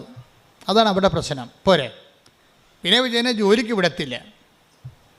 ജോലിക്ക് വിടാത്തതിൻ്റെ കാരണം ഭർത്താവ് പറയണത്, ഞാൻ ജോലി എടുക്കുന്നുണ്ടല്ലോ, നിനക്ക് കുഴപ്പമൊന്നുമില്ലല്ലോ, നമ്മുടെ 2 കുഞ്ഞുങ്ങളെ വളർത്തണ്ടേ, അപ്പോൾ അത് നീയല്ലേ വളർത്തേണ്ടത്, അപ്പം നിനക്ക് ജോലിക്ക് പോകാം, ടീച്ചിങ് പോസ്റ്റ് ആണെങ്കിൽ ഓക്കെ. നൈറ്റ് ഡ്യൂട്ടിക്കും അല്ലാത്ത ഡ്യൂട്ടിക്കൊക്കെ പോയാൽ ഈ കുഞ്ഞുങ്ങളെ ആര് വളർത്തും? ഇപ്പോൾ കുഞ്ഞുങ്ങൾ നമ്മൾ എത്ര കാശ് മുടക്കിയാലും കുഞ്ഞുങ്ങൾ അന്തോന്നിങ്ങളായിപ്പോയാൽ ആര് സമാധാനം പറയും? അതുകൊണ്ട് ഞാൻ കഷ്ടപ്പെട്ട് ജോലിക്ക് പോയി കുഞ്ഞുങ്ങളെ നിന്നെ നോക്കിക്കൊള്ളാം, നീ കുഞ്ഞുങ്ങളെ വളർത്തുക, അതാണ് നമ്മുടെ നിധി എന്ന് പറയും. ബീന വിജയനോട് പറയും. ടീച്ചിങ് പോസ്റ്റ് ആണെങ്കിൽ എനിക്ക് കുഴപ്പമില്ല, നിനക്കിപ്പോൾ 9 മണിക്ക് പോയാൽ മതിയല്ല, വൈകുന്നേരം 5 മണിക്ക് വരാം, മക്കൾ പള്ളിക്കൂടത്തിൽ നിന്ന് വരുമ്പോൾ നിനക്കും വരാം, മക്കൾ പോകുമ്പോൾ നിനക്കും പോകാം, ഞാനും എൻ്റെ ജോലിക്ക് പോകും. അപ്പം അങ്ങനെ. പക്ഷേ നേഴ്സിന് അങ്ങനെ പറ്റുമോ? ഇവർ അധ്യാപകയല്ലല്ലോ. അപ്പോൾ ഇവളെന്ത് ചെയ്യും? ഇവൾ വിഷമത്തിലാവും. ഇവൾ ഈ ഉടമ്പടി സാക്ഷ്യങ്ങളെല്ലാം കേട്ടെന്ന് പറഞ്ഞ്, ദൈവമേ ഞാൻ കൃപാസനത്തിൽ പോകാം, അമ്മയ്ക്ക് എന്തെങ്കിലും ചെയ്യാൻ പറ്റുമായിരിക്കും. അതാണ് ഈ സാക്ഷ്യങ്ങൾ കേൾക്കുമ്പോൾ ഉണ്ടാകുന്ന ബോധ്യം എന്ന് പറയുന്നത്. അത് ബോധ്യമാണ്. ഞാൻ മുമ്പ് നിങ്ങളോട് പറഞ്ഞില്ലേ, ഉടമ്പടി ബോധ്യങ്ങൾ ഉണ്ടാക്കാൻ വേണ്ടി ഉടമ്പടി ധ്യാനങ്ങൾ കൂടുക. രണ്ടാമത്തത് എന്താണ്? ഉടമ്പടി സാക്ഷ്യങ്ങൾ കേൾക്കുക. അപ്പോൾ രണ്ടാമത്തത് ഉടമ്പടി സാക്ഷ്യങ്ങൾ കേൾക്കുന്നതാണ്. അപ്പോൾ സാക്ഷ്യങ്ങളെല്ലാം കേട്ട് കഴിഞ്ഞപ്പോൾ ബീന വിജയന് തോന്നിയത് എന്താണ്? എൻ്റെ അവസ്ഥ ഒരു കേസാണ്. കാര്യം നേഴ്സാണ്, ജോലിക്ക് പോകാൻ പറ്റത്തില്ല. അധ്യാപികയാണെങ്കിൽ മാത്രമേ ഭർത്താവ് ജോലിക്ക് വിടത്തുള്ളൂ. നേഴ്സിനെ ആരാണ് അധ്യാപികയായിട്ട്? ഇതൊക്കെ നടക്കാത്ത കാര്യമാണ്. എന്നാലും ഉടമ്പടി ചെല്ലുമ്പോൾ ഈ സാക്ഷ്യങ്ങളെല്ലാം കേട്ടിട്ട് അവർക്കൊരു ബോധ്യം കിട്ടി. എന്താണ്? അമ്മ എന്തെങ്കിലും ഒരു പഴുതുണ്ടാക്കുമെന്നാണ്. അതാണ് അറിവ്, അതാണ് ബോധ്യം എന്ന് പറയുന്നത്. ഞാൻ ചെന്ന് അമ്മയോട് പറയാം എൻ്റെ അവസ്ഥ. 2 കുഞ്ഞുങ്ങളൊക്കെ ആയിട്ട് ഇപ്പോൾ 9 കൊല്ലമായി കല്യാണം കഴിച്ചിട്ട് ഇതുവരെ ഒരു കാര്യം പറ്റിയിട്ടില്ല. ഇനി അമ്മയടുത്ത് ചെന്ന് പറയാം. അമ്മയടുത്ത് ചെന്ന് പറഞ്ഞു, അമ്മേ ഉടമ്പടി എടുത്ത് പറഞ്ഞു, അമ്മേ എൻ്റെ അവസ്ഥ ഇതാണ്, എനിക്ക് രാവിലെ കുഞ്ഞുങ്ങളുടെ കൂടെ പോകണം, എന്നിട്ട് തിരിച്ച് കുഞ്ഞുങ്ങളുടെ കൂടെ വരണം. പക്ഷേ എനിക്ക് നേഴ്സിംഗ് ആണ് എൻ്റെ പോസ്റ്റ്, എനിക്ക് അതിന് പറ്റിയ ഒരു ജോലി തന്നെ എന്ന് പറയും. അപ്പോൾ എന്നാ ചെയ്തതെന്നറിയാമോ? ഇവളുടെ ഒരു സത്യാവസ്ഥയും അവൾ ആ ഉടമ്പടിയിലേക്ക് അനുവർത്തിച്ചിരിക്കുന്ന നിലപാടുകളും സമീപനങ്ങളൊക്കെ എല്ലാം അമ്മയ്ക്ക് ഭയങ്കര പ്രിയങ്കരമായ ഒരു ചാനലിലൂടെയാണ് ഇവിടെ മൂവ് ചെയ്യണത്. അങ്ങനെ മൂവ് ചെയ്ത് കഴിഞ്ഞാൽ കാര്യം ഉടമ്പടി നിങ്ങൾ എപ്പോഴും ശ്രദ്ധിക്കേണ്ട ഇതാണ്, എപ്പോഴും ഉടമ്പടി പുതുക്കുന്ന ആൾക്കാരാണ് കൂടുതൽ ശ്രദ്ധിക്കേണ്ടത്. കാര്യം ഇന്നലെ ഉടമ്പടി പുതുക്കിയിരിക്കുന്നത് 1100 പേരാണ് അടുത്ത് ഇന്നലെ ഉടമ്പടി പുതുക്കിയിരിക്കുന്നത്. പക്ഷേ പുതുക്കുന്ന ആൾക്കാർ ശ്രദ്ധിക്കേണ്ട ഒരു കാര്യം വെച്ച് കഴിഞ്ഞാൽ, പുതുക്കി കഴിയുമ്പോൾ നിങ്ങൾ ഓർക്കണം, നിങ്ങൾ ഉടമ്പടി എടുക്കുന്നതിന് മുമ്പും ഉടമ്പടി എടുത്ത ശേഷവും നിങ്ങൾക്കുണ്ടായ മാറ്റം, നിങ്ങൾ ആരാണ്? നിങ്ങൾ ഉടമ്പടി എടുക്കുന്നതിന് മുമ്പുള്ള ആൾ തന്നെയാണ് ഇപ്പോഴെങ്കിൽ നിങ്ങൾ പുതുക്കിയിട്ടില്ല. ഈ പേപ്പർ 10-30 പേപ്പർ മേടിച്ചെന്നല്ലാതെ വേറെ ഒന്നും സംഭവിച്ചിട്ടില്ല അവിടെ. ഉടമ്പടിക്ക് മുമ്പ് എങ്ങനെയായിരുന്നു നിങ്ങൾ? ഉടമ്പടിക്ക് ശേഷം എന്താണ്? തമ്മിൽ നോക്കണം വ്യത്യാസം. ദൈവം അസസ് ചെയ്യണ ഒരു വ്യൂ പോയിൻ്റാണ് ഞാൻ പറയണത്. എന്തുകൊണ്ടാണ് നിങ്ങളുടെ ഉടമ്പടി ലാഗാകണത്? ലാഗാകേണ്ട ഒരു കാര്യമില്ല. ഇപ്പം ബീനയുടെ ചരിത്രം എടുത്തു കഴിഞ്ഞാൽ എന്ത് ചെയ്യും? ബീന ചോദിച്ചിരിക്കുന്നത് ഒരു പ്രാന്തൻ ചോദ്യമാണ് ചോദിച്ചിരിക്കുന്നത്. അവൾക്ക് കരയുകയും ചെയ്യണം, കിറിയും നന്നാകണം. ഇതെങ്ങനെ നടക്കണം പരിപാടി? കരയണം, ആ വാവിട്ട് കരയണം, പക്ഷേ കിരി നന്നായിട്ടിരിക്കണം. എന്ത് നമ്മുടെ ഈ ആൾക്കാരൊക്കെ ബ്യൂട്ടി പാർലറിൽ വരികയില്ല, അതുപോലെ ഇരിക്കണം. കരയുകയും ചെയ്യണം, പാക്കേജ് ഒന്നും പോകുകയും ചെയ്യരുത്, പണിയാണ്. ഇതുപോലെയാണ് ബീനയുടെ അവസ്ഥ. അവൾക്ക് ജോലിയും കിട്ടണം, നേഴ്സിൻ്റെ ജോലിയും ചെയ്യണം, എന്നാൽ വീട്ടിൽ വരികയും ചെയ്യണം. പല ആൾക്കാർ പക്ഷേ അവളുടെ അവസ്ഥ അതായത് കാരണം മാതാവ് ഒരു സ്പേസ് ക്രിയേറ്റ് ചെയ്യും. ഉടനെ എന്ത് ചെയ്യുമെന്ന് വെച്ചാൽ ഇവളുടെ ഉടമ്പടി ജെനുവിനായത് കാരണം ഇവളുടെ ഉടമ്പടി അതുപോലെ തന്നെ അക്സെപ്റ്റ് ചെയ്ത് മറിയാൻ സൈൻ ചെയ്യും. നിങ്ങൾക്കറിയാമല്ലോ, അമ്മ പച്ച മഷിക്ക് ഒരു കോറിക്കഴിഞ്ഞാൽ പിന്നെ ഓവർ റൈറ്റിംഗ് ഒന്നും ഇല്ല അതിൻ്റെ അകത്ത്. ഈശോ പിന്നെ ഇടയ്ക്ക് കയറി അത് റൈറ്റ് ചെയ്യത്തില്ല. അമ്മ കോറി ഇട്ട് കഴിഞ്ഞാൽ ഉടനെ അപ്പോൾ ഈ കാനായിലെ കല്യാണത്തിൽ അങ്ങനെയാണല്ല, അവൻ പറയുന്നത് ചെയ്യാൻ പറഞ്ഞ് കോരി ഇട്ടിരിക്കുകയാണ്. പിന്നെ അവിടെ റീറൈറ്റിംഗ് ഒന്നും ഇല്ല, അത് നേരെ അങ്ങോട്ട് പാസ്സായി പോകുകയുള്ളൂ. കാര്യം അമ്മയുടെ ഒരു ബലം അതാണ്, ഒരു മരിയൻ ബലമെന്ന് പറയുന്നത് അതാണ്. അപ്പോൾ ബീനയുടെ വിഷയത്തിൽ അമ്മ ഒരു പോസ്റ്റ് അവരുടെ സ്കൂളിൽ തന്നെ, അടുത്തുള്ളൊരു സ്കൂളിൽ, ഒരു വലിയ പുരാതനമായ സ്കൂളിൽ തന്നെ ഒരു പോസ്റ്റ് ക്രിയേറ്റ് ചെയ്യും. ഉടനെ എൻ്റെ അമ്മ ഈ ആ സാക്ഷ്യത കേൾക്കണം. ഒരു പോസ്റ്റ് ഇവയ്ക്ക് വേണ്ടി മാത്രം ഒരു പോസ്റ്റ് ക്രിയേറ്റ് ചെയ്യും. എന്തിൻ്റെ പോസ്റ്റാണ്? ഇംഗ്ലീഷ് മീഡിയം സ്കൂളിൽ നേഴ്സിംഗ് പോസ്റ്റ്. എങ്ങനെ പരിപാടി ഉണ്ടെന്നൊക്കെ? ഇംഗ്ലീഷ് മീഡിയം സ്കൂളിൽ മാത്സിൻ്റെ പോസ്റ്റല്ലേ, കെമിസ്ട്രിയുടെ പോസ്റ്റല്ലേ, നേഴ്സിംഗ് പോസ്റ്റ്. എന്നുവെച്ചാൽ രാവിലെ പോയാൽ മതി, വൈകുന്നേരം വരാൻ പറ്റും. എന്നിട്ട് ഇൻ്റർവ്യൂ, എന്നിട്ട് ഒരു കൂട്ടുകാരി മുഖേന ഇവർക്ക് ഇൻറ്റിമേഷൻ കിട്ടും. ഇന്ന സ്കൂളിൽ ഒരു നേഴ്സിംഗ് പോസ്റ്റ്, ഹെൽത്ത് കെയർ എന്നും പറഞ്ഞ് ഓപ്പൺ ചെയ്തിട്ടുണ്ട്. ഇതിനുടനെ ഇവൾ ഭർത്താവും ഭാര്യ കൂടി ഇൻ്റർവ്യൂവിന് പോകും. ഇൻ്റർവ്യൂ പോകുമ്പോൾ അവിടുത്തെ കന്യാസിമാരൊക്കെ വലിയ സ്കൂളാണ്, ഇങ്ങനെ താടി കൈകൊണ്ട് നിൽക്കുന്നത്, എന്ത് പോസ്റ്റ് ഇതെങ്ങനെ? ഇന്ന് ഈ സ്കൂളിൻ്റെ ചരിത്രത്തിൽ ഇന്ന് വരെ ഇങ്ങനെ ഒരു പോസ്റ്റില്ല. എന്താ കാര്യം? ഇംഗ്ലീഷ് സ്കൂളിൽ നേഴ്സിംഗ് പോസ്റ്റ്, ആശുപത്രിയിലല്ലേ നേഴ്സിംഗ് പോസ്റ്റ്. എന്നിട്ട് ഇവൾ ഇൻ്റർവ്യൂ അറ്റൻഡ് ചെയ്യും, അവൾക്ക് അവിടെ ജോലി കിട്ടും. എന്താ പരിപാടി? കുഞ്ഞുങ്ങളുടെ ഹെൽത്ത് കെയർ. എന്നിട്ട് ആ ജോലി എന്താ ചെയ്യണം? അവൾ പറയണേ, ഇപ്പം ഞാൻ ആ സ്കൂളിലേക്ക് എൻ്റെ കുഞ്ഞുങ്ങളുടെ കൂടെ തന്നെയാണ് ഓട്ടോറിക്ഷയിൽ പോണത്.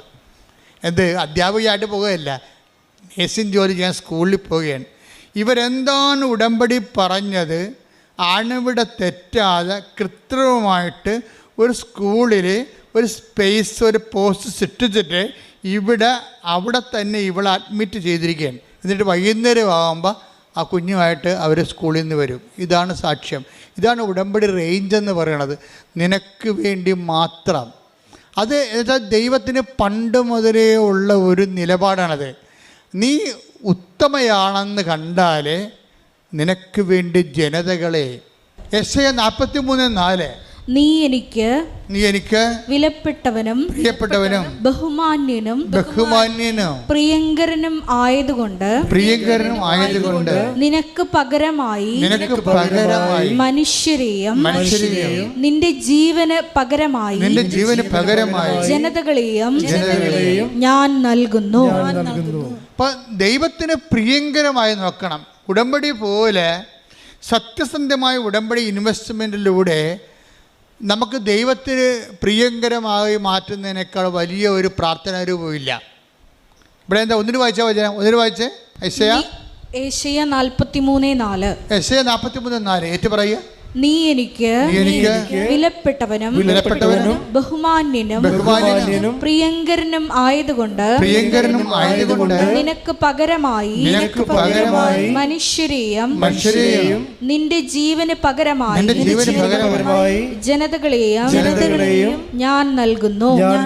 അപ്പൊ നമുക്ക് വേണ്ടി ഏതറ്റം വരെ, അറ്റ് എനി കോസ്റ്റ് ദൈവം ചെയ്യാൻ വിചാരിച്ചാൽ ചെയ്തിരിക്കും. പക്ഷേ ഒരു കോസ്റ്റ് മാത്രമേ ഉള്ളൂ. എന്താണ്? നീ എനിക്ക് വിലപ്പെട്ടവനായിരിക്കണം. പിന്നെ ആരാണ്? പ്രിയങ്കരനായിരിക്കണം. അപ്പം ഉടമ്പടി ഫോർമാറ്റ് എന്ന് പറയണത് ബേസിക്കായിട്ട് നമ്മളെ ദൈവത്തിന് പ്രിയപ്പെട്ടവരാക്കുന്ന പദ്ധതിയാണ്. ദൈവത്തിന് പ്രിയങ്കരമാക്കുക. നിങ്ങളോട് ഞങ്ങൾ പറഞ്ഞിട്ടുള്ള അവൻ പറയുമ്പോൾ ചെയ്യണം പറയുമ്പോൾ ഇങ്ങനെ ചെയ്യുന്നതിലൂടെ എന്താണ് സംഭവിക്കുന്നത്? നിങ്ങൾ ദൈവത്തിന് പ്രിയപ്പെട്ടവരായിരിക്കും, ദൈവത്തിന് പ്രിയപ്പെട്ടവരായിരിക്കും, ദൈവത്തിന് ബഹുമാന്യരായിരിക്കും, ദൈവം നിന്നെ ബഹുമാനിക്കുന്ന രീതിയിലേക്ക് നീ പുണ്യത്തിൽ പുരോഗമിച്ചുകൊണ്ടിരിക്കണം. ഇതിൻ്റെ അകത്ത് വരുന്നൊരു വിഷയം, ഈ ദൈവത്തിന് പ്രിയങ്കരനായിരിക്കുക, ദൈവത്തിന് ബഹുമാനനായിരിക്കുക എന്ന് പറയുന്നതിൻ്റെ കൗണ്ടർ പാർട്ടുണ്ട്. പിന്നെന്താണ്? ലോകത്തിന് പ്രിയങ്കരമായിരിക്കുക. അവിടെയാണ് അനുതാപം ആവശ്യമായി വരണത്. ലോകത്തിന് പ്രിയങ്കരമായിരിക്കുക, സാത്താന് പ്രിയങ്കരമായിരിക്കുക. ഈ ഉടമ്പടി ആധ്യാത്മികതയിൽ നിങ്ങൾ ശ്രദ്ധിക്കേണ്ടത്, നിങ്ങൾ അതിശയങ്ങൾക്കാണ് ശ്രദ്ധ കൊടുക്കുന്നത്, അത്ഭുതങ്ങൾക്കും. അതിന് വിശ്വാസം മതി, വിശുദ്ധിയുടെ ആവശ്യമില്ല. അത്ഭുതങ്ങളും അടയാളം ഉണ്ടാകാൻ ഒരു പരിധി വരെ വിശുദ്ധി ഇല്ലെങ്കിലും വിശ്വാസം കൊണ്ട് അത്ഭുതങ്ങളും അടയാളം ഉണ്ടാവും.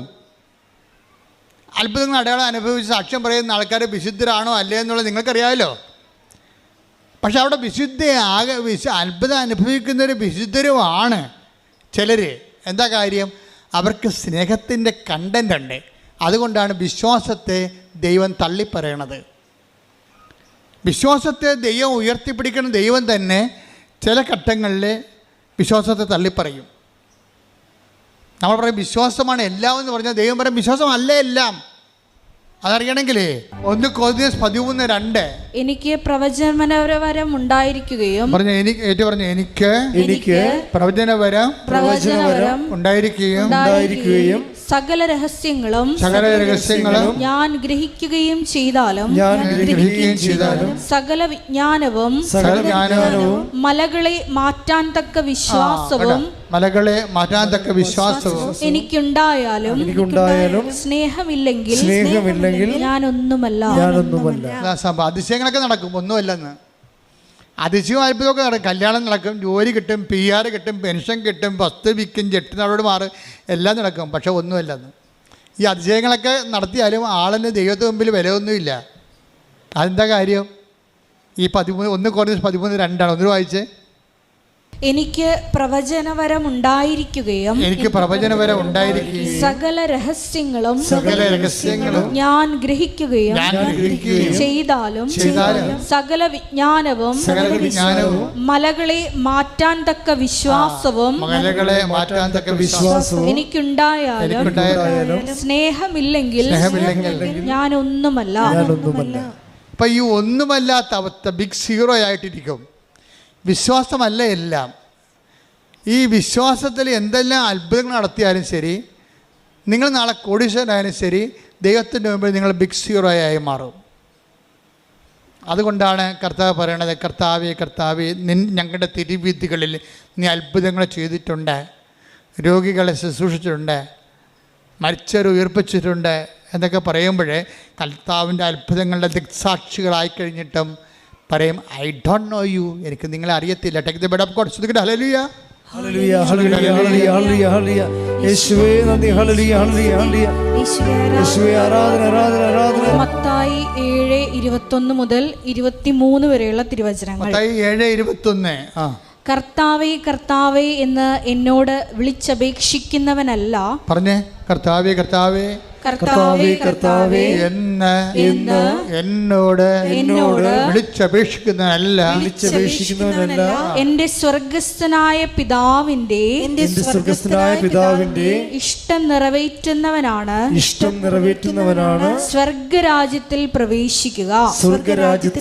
അന്ന് പലരും എന്നോട് ചോദിക്കും, കർത്താവേ കർത്താവേ ഞങ്ങൾ നിന്റെ നാമത്തിൽ പ്രവചിക്കുകയും നിന്റെ നാമത്തിൽ പിശാചുകളെ പുറത്താക്കുകയും നിന്റെ നാമത്തിൽ നിരവധി അത്ഭുതങ്ങൾ പ്രവർത്തിക്കുകയും ചെയ്തില്ലേ?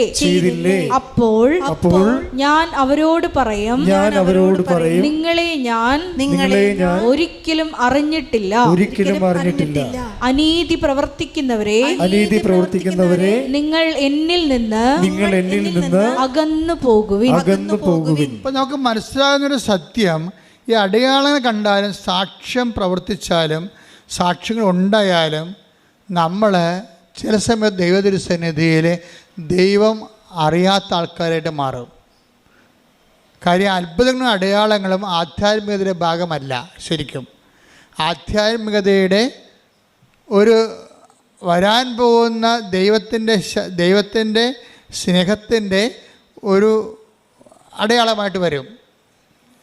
ഇപ്പം coming love of God, the sign of coming love of God, നമ്മളിലേക്ക് ദൈവം വന്ന് ചേർന്ന് ജീവിക്കുന്ന ജീവിതത്തിൻ്റെ ഒരു അറിവടയാളമായിട്ടാണ് ഇത് വരുന്നത്. പക്ഷേ അതിൽ തന്നെ ദൈവമായിട്ടുള്ള ബന്ധമല്ല. ശരിക്കും ദൈവമായിട്ടുള്ള ബന്ധം വേണമെങ്കിൽ എന്ത് ചെയ്യണം? അനീതി പ്രവർത്തിക്കുന്നവരെ, എന്ന് വെച്ച് കഴിഞ്ഞാൽ സ്നേഹമില്ലാതെ പ്രവർത്തിക്കുന്നവരെ. നീതിയും സ്നേഹവും തമ്മിലാണ് ബൈബിള് കണക്ട് ചെയ്യണത്. അനീതി പ്രവർത്തിക്കണമെന്ന് വെച്ച് കഴിഞ്ഞാൽ സ്നേഹമില്ലാതെ പ്രവർത്തിക്കുന്നവരെ. കുറേ കാര്യങ്ങളൊക്കെ നടക്കാം, പക്ഷേ അതേസമയം നമ്മുടെ ഉള്ളിൽ ബേസിക്കായിട്ട് സ്നേഹം ഉണ്ടാകത്തില്ല. അപ്പോൾ ഇതിങ്ങനെ ദുരന്തം പിടിച്ച ക്രിസ്ത്യാനി ഇങ്ങനെ കുറേ എണ്ണമുണ്ട്. എന്ന് വെച്ചാൽ ഭയങ്കര ഉടമ്പടി. പല ആൾക്കാരുടെയും വിശ്വാസം പോയിരിക്കണേ എന്തുകൊണ്ടാണ്? ഇപ്പം നമ്മൾ നീലത്തിരി കത്തിക്കുമ്പോൾ തന്നെ മരുമോൾ എന്താണ്ട് അപ്പുറത്തുനിന്ന് പറയണത്, ശവം നീലത്തിരി കത്തിക്കാൻ തുടങ്ങിയിട്ടുണ്ട്. ഇവളുടെ കാര്യമൊക്കെ നടക്കാൻ വേണ്ടി ഇങ്ങനെ പറയും. ഇവളുടെ കയ്യിരിപ്പ് ദൈവത്തിന് അറിയാവാ. ഈ ജന്മത്തി അക്കറെ 1000 തിരി കത്തിച്ചാൽ ഇവർ രക്ഷപ്പെടത്തില്ല എന്നാണ് അടുക്കള എന്നുകൊണ്ട് ചിലപ്പോൾ അമ്മ അല്ലെങ്കിൽ മരുമകളാണ് പറയണത് നിങ്ങളെക്കുറിച്ച്. എന്താ കാര്യം? നിങ്ങൾ ഏറ്റവും അറിയാവുന്നവരാരാണ്? നിങ്ങളുടെ വീട്ടിലുള്ളവരാ. ദൈവം കഴിഞ്ഞാൽ പിന്നെ നിങ്ങളെ അറിയാവുന്നവരാരാണ്? നിങ്ങളുടെ വീട്ടിലുള്ളവരാണ്. അപ്പം നിങ്ങൾ ഈ ഉടമ്പടിയൊക്കെ എടുത്ത് ഇങ്ങനെയൊക്കെ ജയിക്കുമ്പോൾ മറ്റുള്ളവർക്കറിയാം എത്ര ഉടമ്പടിക്ക് പോയിട്ടും ഇത് പണ്ട് പാക്കനാർ ചുരക്കായും കൊണ്ട് കാശി പോയ പോലെ ഇരിക്കുമെന്ന്. കാശി കൊണ്ടുപോയി ഗംഗാനദിയുടെ തീരത്ത് പാക്കനാർ പോയ വഴിക്കെല്ലാം നമുക്കറിയാമല്ലോ പറയിച്ച് പെറ്റ പന്തിരികുലത്തിലെ ഒരാളാണ് ഉളിയന്നൂർ പെരുങ്ങുന്തച്ഛനും പിന്നെ പാക്കനാരും. പാക്കനാർ കാശിക്ക് പോയപ്പോൾ പെണ്ണുമ്പോൾ പറഞ്ഞ് മനുഷ്യനെ ഈ ചുരക്കായും കൂടി കൊണ്ടുപോകുമെന്ന് പറഞ്ഞു. എന്താ കാര്യം എന്നറിയാമോ? വന്നതിനും പോയതിനും എല്ലാം പാക്കനാർ ഇവിടെ കഴുത്തിന് പിടിക്കും. അതാണ് പ്രശ്നം പെണ്ണുമ്പിള്ളയുടെ. അപ്പോൾ അങ്ങനെ ആൾക്കാരൊക്കെ മാനസാന്തരം ഉണ്ടായി. പുള്ളിക്കാരൻ കാശിക്ക് പോവുകയാണ്. അപ്പോൾ പെണ്ണുമ്പിള്ള പറഞ്ഞ് ചുരക്കായും കൂടി കൊണ്ടുപോകാൻ പറഞ്ഞു. അപ്പോൾ അത് എന്തെങ്കിലും ഒരു നൈവേദ്യത്തിനായിരിക്കും വിചാരിച്ചുകൊണ്ട് തിരിച്ചു കൊണ്ടുപോകാൻ കേട്ടാന്ന് പറഞ്ഞ് അവിടെ ഇപ്പോൾ പൂജിച്ചിട്ട് തിരിച്ചു കൊണ്ടുപോയി നമുക്ക് അറിവിച്ച് കഴിഞ്ഞാൽ എല്ലാ രോഗം മാറുമെന്ന് പെണ്ണുമ്പിള്ള പറഞ്ഞിരിക്കുക. അങ്ങനെ ചുരക്കായും കായുകൊണ്ട് പാക്കനാർ പോയിരിക്കുകയാണ് കാശിക്ക്. പോയ എല്ലാ വെച്ചമ്പലത്തിലും കുടുംബക്ഷേത്രങ്ങളിലും എല്ലാം പാക്കനാർ തൊഴുകയും ചെയ്യും. അവിടെയുള്ള കുളത്തിലെല്ലാം ഈ ചുരക്ക കഴുകുകയും ചെയ്യും. തിരിച്ച് കാശിക്ക് പോയി ഗംഗയിലും കൊണ്ട് സ്നാനം ചെയ്തപ്പോൾ പാക്കനാർ ചുരക്ക അവിടെ കഴുകി തിരിച്ച് കൊണ്ടുവന്ന് ഭാര്യയ്ക്ക് കൊടുത്തേ നീ പറഞ്ഞ പോലെ എല്ലാം ചെയ്തിട്ടുണ്ട്, ഇനിയിപ്പോൾ അതിൻ്റെ കുറവുണ്ടാകരുത്. പെണ്ണുമ്പിളിച്ച് വെട്ടിക്കീറി കഴുകി വെട്ടി കൊത്തി എരിഞ്ഞ് കറിവെക്കുകയും ചെയ്ത്. പക്ഷേ ചുരക്കാക്ക് കയ്പ്പാണ് ഭയങ്കര. അപ്പോഴേ പാക്കനായ പറഞ്ഞ് നീ കറിവെച്ചിട്ട് പിന്നെ ചുരക്കാക്ക് കയ്പ്പാണല്ല. അപ്പോൾ പെണ്ണുമ്പിള ചിരിച്ച് എന്താ കാര്യം? ഇതുപോലെ നിങ്ങളുടെ അവസ്ഥയെന്ന്. ഇതുപോലെയാണ് നിങ്ങളുടെ അവസ്ഥയെന്ന്. എത്ര തീർത്ഥസ്ഥലിൽ കഴുകിയിട്ടും നിങ്ങൾക്ക് മാറ്റമൊന്നുമില്ല. എത്ര ഉടമ്പടി എടുത്തിട്ടും നിങ്ങൾ പഴയ ആളാണ്. തെറ്റുകൾ ആവർത്തിക്കുന്നു എന്ന് പറയണത്.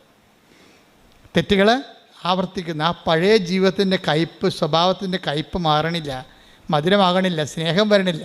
കുറേ അടയാളം കാണുന്നു, കുറേ സാക്ഷ്യം പറയുന്നതല്ലാതെ ഹൃദയത്തിന് ആ സ്നേഹത്തിലേക്കും ക്ഷമയിലേക്കും ആ കൈമാറ്റത്തിലേക്കും മറ്റുള്ളവരെ സന്ധിക്കുന്നതിലേക്കും ഒരു മധുരിതമയിലേക്ക് വരണില്ല. കയ്പ്പാണ് ഇപ്പോഴും ഇരിക്കണത്. പാക്കനാറിൻ്റെ ചുരക്ക പോലെ തന്നെയാണ് ഉടമ്പടിക്ക് ശേഷവും നിങ്ങൾ ഇരിക്കണമെന്നുണ്ടെങ്കിൽ നിങ്ങൾ ഉടമ്പടിയിലല്ല എന്നുള്ള കാര്യമാണ് നമ്മൾ അറിയേണ്ടത്. എന്താ അങ്ങനെ പറയാൻ കാരണം അറിയാവോ? പണ്ട് കർത്താവ് ഒരു ചേടത്തിയോട് പറഞ്ഞ് എന്താ പറഞ്ഞത്? അപ്പോൾ ആ ചേടത്തി അത് അക്സെപ്റ്റ് ചെയ്തു. എന്താ പറഞ്ഞത്? മർക്കോസിൻ്റെ 27 അല്ലേ? കാനങ്കാരി പറഞ്ഞ് എൻ്റെ മകള് ഭയങ്കര അസുഖമായിട്ട് കിടക്കുകയാണെന്ന് പറഞ്ഞു. പിശാച് ബാധിച്ചിരിക്കണമെന്ന് പറഞ്ഞു. മകള് അവളുടെ തലയെ കൈവച്ച് പ്രാർത്ഥിച്ചൊരു അത്ഭുതം കാണിക്കണം, എൻ്റെ മകളെ രക്ഷപ്പെടുത്തണമെന്ന് കർത്താവിനോട് ഈ കാനങ്കാരി പറയും. അപ്പോൾ ഈശോ പറഞ്ഞൊരു വാക്കുണ്ട്. എന്താണ്? മർക്കോസ് 7:27. അവൻ പ്രതിവചിച്ചു. എന്താണ്? ആദ്യം മക്കൾ ഭക്ഷിച്ച് തൃപ്തരാകട്ടെ. മക്കളുടെ അപ്പമെടുത്ത് നായ്ക്കൾക്ക് എറിഞ്ഞു കൊടുക്കുന്നത് നന്നല്ല. അതാണ്. ആദ്യം മക്കൾ ഭക്ഷിച്ച് തൃപ്തരാകട്ടെ. പൊതുവെ ഈ കമൻട്രി പുസ്തകങ്ങളിലൊക്കെ കിടക്കണ എന്താണെന്നറിയോ? മക്കളെന്ന് പറഞ്ഞ ഇസ്രായേൽക്കാരും പുറത്തുള്ള വിജാതീയരായിട്ടുള്ള ഇസ്രായേൽക്കാരല്ലാത്ത ആൾക്കാരാണ് നായ്ക്കളെന്ന്. ശരിക്കും പറഞ്ഞാൽ അതാണോ? മക്കളെന്ന് പറയുന്നത് നിത്യജീവന് വേണ്ടി വിളിക്കപ്പെട്ട ആൾക്കാരുമുണ്ട്, ലോകജീവിതത്തിന് വേണ്ടി വിളിക്കപ്പെട്ട ആൾക്കാരുമുണ്ട്. ബൈബിളല്ലേ നമ്മൾ വ്യാഖ്യാനിക്കണത്, അല്ലാതെ അവിടുത്തെ ജിയോഗ്രാഫിക്കൽ സിറ്റുവേഷൻ സമുദായ സമവാക്യങ്ങളാണ് ആ വ്യാഖ്യാനിക്കണത്. അല്ല, ബൈബിൾ എന്താ പറയണത്? ആരാണ് നായെന്ന് ബൈബിൾ പറയുന്നുണ്ട്. ബൈബിൾ പറയണത് ആരാണ്? മക്കളുടെ അപ്പം ഇവിടുത്തെ നായ്ക്കൾക്ക് കൊടുക്കുക വിഹിതമല്ല. ആരാണ് നായ? സുഭാഷിതം വായിച്ചേ, സുഭാഷിതം ഒരു 26:11 വായിച്ചേ. ആരാണ് നായ എന്ന് പറയുന്നുണ്ട് അവിടെ? സുഭാഷിതങ്ങൾ 26:11. ഭോഷത്വം ആവർത്തിക്കുന്നവൻ, തെറ്റുകൾ ആവർത്തിക്കുന്നവൻ, പറഞ്ഞേ, തെറ്റുകൾ ആവർത്തിക്കുന്നവൻ ഛർദിച്ചത് ഭക്ഷിക്കുന്ന നായയെ പോലെയാണ്. അതാണ് പ്രശ്നം. തെറ്റുകൾ ആവർത്തിക്കുന്നവനെയാണ് ബൈബിൾ നായ എന്ന് വിളിക്കുന്നത്. മനസ്സിലായില്ലേ? ഇത് അച്ഛൻ്റെ വ്യാഖ്യാനമല്ല, ഞാൻ ആ വ്യാഖ്യാനം എടുത്തത് പത്രോസിൽ നിന്നാണ് എടുത്തത്. 2 പത്രോസ് 2:20. നമ്മുടെ കർത്താവും, പറഞ്ഞേ, നമ്മുടെ കർത്താവും രക്ഷകനുമായ യേശുക്രിസ്തുവിനെ കുറിച്ചുള്ള അറിവ് മൂലം അവർ ലോകത്തിന്റെ മാലിന്യങ്ങളിൽ നിന്ന് ലോകത്തിന്റെ മാലിന്യങ്ങളിൽ നിന്ന് രക്ഷ പ്രാപിച്ചതിന് ശേഷം വീണ്ടും അവയിൽ കുരുങ്ങുകയും അവയാൽ തോൽപ്പിക്കപ്പെടുകയും ചെയ്യുന്നെങ്കിൽ അവരുടെ അന്ത്യസ്ഥിതി ആദ്യത്തേതിനേക്കാൾ മോശമായിരിക്കും. കാരണം തങ്ങൾക്ക് ലഭിച്ച വിശുദ്ധ കൽപ്പനയെ കുറിച്ച് അറിഞ്ഞിട്ട് അതിൽ നിന്ന് പിന്മാറുന്നതിനേക്കാൾ അവർക്ക് നല്ലത് നീതിയുടെ വഴിയെക്കുറിച്ച് അറിയാതിരിക്കുകയായിരുന്നു. നായ് ഛർദിച്ചത് തന്നെ വീണ്ടും ഭക്ഷിക്കുന്നു. കുളിച്ച പന്നി ചെളിക്കുണ്ടിൽ വീണ്ടും ഉരുളുന്നു. അതാണ് സംഭവം. അതായത് നായ ഛർദിച്ചത് തന്നെ, ഇതേതാണ് നായ എന്ന് പറയണത്? ഈ ഛർദിച്ചത് തന്നെ പിന്നെ തിന്നുന്ന ഒരു സ്വഭാവമാണ് നായ്ക്കുള്ളത്. ഇത് തന്നെ തെറ്റുകളെ വീണ്ടും വീണ്ടും ആവർത്തിക്കുന്ന ആളിനെയാണ് ബൈബിൾ നായ എന്ന് വിളിക്കുന്നത്. മനസ്സിലായില്ലേ? ഒരിക്കൽ കർത്താവിൻ്റെ ഉടമ്പടിയിലൂടെ നീ വന്നു, സാക്ഷ്യങ്ങൾ പറഞ്ഞു, വിശുദ്ധ ജീവിതം നയിച്ചതിന് ശേഷം വീണ്ടും അവയാൽ കുരുങ്ങുകയും അവയാൽ തോൽപ്പിക്കപ്പെടുകയും ചെയ്ത് നീ വീണ് പോയാൽ ആരാണ് നീ നായയാണ്. എന്താണ്? തെറ്റുകൾ ആവർത്തിക്കുന്നു. സുഭാഷിതം എന്താ പറയണത്? 26:11 ഭോഷൻ തെറ്റുകൾ ആവർത്തിക്കുന്നു, അവൻ ഛർദിച്ച് തിന്നുന്ന നായയെപ്പോലെയാണെന്ന്. അപ്പം നിങ്ങൾ വിട്ടുപേക്ഷിച്ച തെറ്റുകളെ, തിന്മകളെ ഉടമ്പടി കാലത്തിന് ശേഷം വീണ്ടും നിങ്ങൾ ആവർത്തിച്ചാൽ ദൈവതിരുസന്നിധിയിൽ ഛർദിച്ച് തിന്നുന്ന നായയെപ്പോലെയാണ്. ഛർദിച്ച് തിന്നുന്ന നായക്കുള്ള കുഴപ്പം എന്താണ്? മക്കളുടെ അപ്പം കിട്ടത്തില്ല. മക്കളുടെ അപ്പം എന്ന് പറഞ്ഞാൽ എന്താ? നിത്യജീവനാസാനം. മക്കളുടെ അപ്പത്തെക്കുറിച്ച് മാത്രം നമ്മൾ ബൈബിളിനോട് ഫോളോ ചെയ്ത് പോയി കഴിഞ്ഞാൽ നമുക്ക് മനസ്സിലാകും, ഈ അപ്പം ഭക്ഷിക്കുന്നവൻ നിത്യം ജീവിക്കും. ഞാൻ നൽകുന്ന അപ്പം ഭക്ഷിക്കുന്നവന് അവൻ മരിക്കുകയില്ല. അതാ സംഭവം. മക്കളുടെ അപ്പം എന്ന് പറയുന്നത് എന്താണ്? നിത്യജീവനാണ്. ദൈവത്തിൻ്റെ ഇഷ്ടമനുസരിച്ച് ജീവിച്ചുകൊണ്ട് ദൈവത്തിൻ്റെ ഇഷ്ടത്തിന് ഉടമ്പടിയുടെ ഒരു അത്ഭുതകാലം കഴിയുമ്പോൾ ആ വ്യക്തി ഉടമ്പടി വയറ്റിലേക്ക്, ഉടമ്പടി സിൽവർ ഗ്രേഡിലേക്ക് വരുമ്പോൾ ദൈവത്തിൻ്റെ ഇഷ്ടം, ദൈവത്തിനോടുള്ള മനുഷ്യനുള്ള സ്നേഹത്താൽ സ്വീകരിച്ചുകൊണ്ട് അത്ഭുതങ്ങളും അടയാളം കാണാത്ത ദൈവത്തിൻ്റെ തിരുമനസ് നിങ്ങളറിയാത്ത ഭക്ഷണം കൂടെ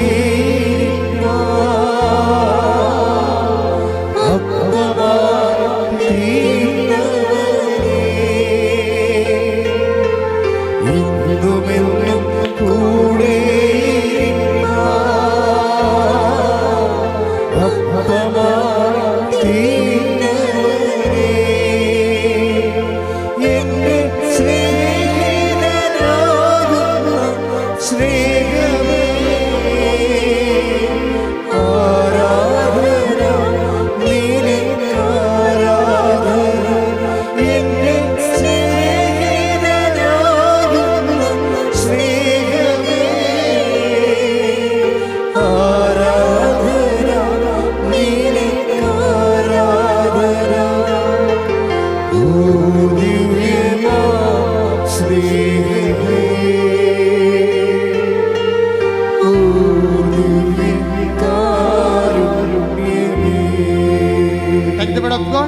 യോഹന്നാൻ 4:32. യോഹന്നാൻ 4:32. അവൻ പറഞ്ഞു, നിങ്ങൾ അറിയാത്ത ഭക്ഷണം എനിക്കുണ്ട്. അതായത് ഇന്ന് സിറ്റുവേഷൻ എന്ന് വെച്ച് കഴിഞ്ഞാൽ സമരക്കാരുമായിട്ടുള്ള യേശുവിൻ്റെ അതായത് ഡിസ്കോഴ്സാണത്, സമരിയൻ ഡിസ്കോഴ്സ്.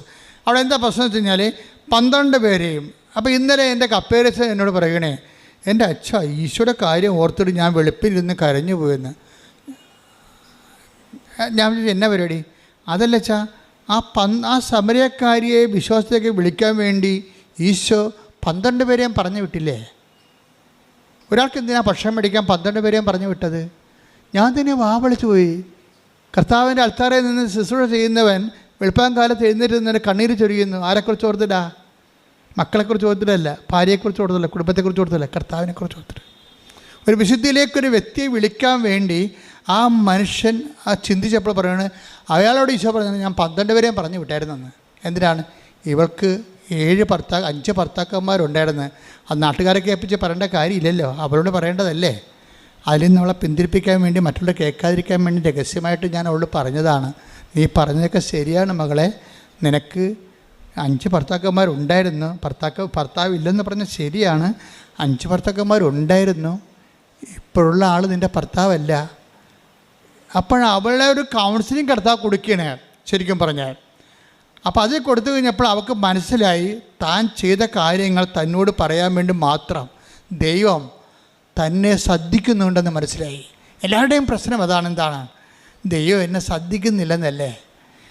ദൈവത്തെ സ്നേഹിക്കുന്നവർക്ക് മാത്രമേ ദൈവം എന്നെ ശ്രദ്ധിക്കുന്നുണ്ടെന്ന് പറയാൻ പറ്റത്തുള്ളൂ. അതൊരു അനുഭവമാണ് ശരിക്കും. അപ്പോൾ അവർക്ക് മനസ്സിലായി, ദൈവം എന്നെ ശ്രദ്ധിക്കുന്നുണ്ട്. ഈ ലോകത്ത് 600 കോടി മനുഷ്യരുണ്ടെങ്കിലും ഞാൻ മാത്രമേ ഉള്ളെങ്കിലും എന്നെ ദൈവം ശ്രദ്ധിക്കുന്നുണ്ട്. എൻ്റെ നന്മ ദൈവം ആഗ്രഹിക്കുന്നുണ്ട്. എന്നെ അനുഗ്രഹിക്കാൻ ദൈവം ആഗ്രഹിക്കുന്നുണ്ട്. എൻ്റെ ദൈവം എത്രയോ വലിയവനാണ്. ആ ദൈവത്തെക്കുറിച്ച് സ്നേഹത്തെ ഓർക്കുമ്പോഴാണ് ശരിക്കും അനുതാപം ആരംഭിക്കുന്നത്. അനുതാപം ആരംഭിക്കുന്നത് ദൈവസ്നേഹമാണ്. അതുകൊണ്ടാണ് ഉടമ്പടിയിൽ ഒരിക്കലും ഞങ്ങൾ പാപത്തെക്കുറിച്ച് ഇങ്ങനെ 1 2 3 4 എന്ന് പറയത്തില്ല. എന്താ പറയണം? ഞങ്ങൾ അനുതാപത്തെക്കുറിച്ച് പറയും. അനുതാപത്തെക്കുറിച്ച് എന്താ പറയണത്? അനുതാപം ഒരു പ്രോഡക്റ്റാണ്. എന്തിൻ്റെയാണ്? ദൈവസ്നേഹത്തിൻ്റെ പ്രോഡക്റ്റാണ്. നിങ്ങൾ പത്രം കൊടുക്കുമ്പോഴും കർത്താവേ എനിക്ക് കൊടുക്കാനേ പറയും, എൻ്റെ കണ്ണുകൊണ്ട് തന്നെ ഇത് കണ്ട് വായിക്കാൻ പറ്റണില്ല, പക്ഷെ മറ്റുള്ളവർ വായിക്കാൻ വേണ്ടി ഞാനിത് കൊടുക്കുമ്പോൾ എൻ്റെ പരാധീനത കൂടി അവരെ പരിഹരിച്ചിട്ട് അവർ വായിച്ചിട്ട് നിന്നെ അറിയാൻ ഇടയാക്കണേ.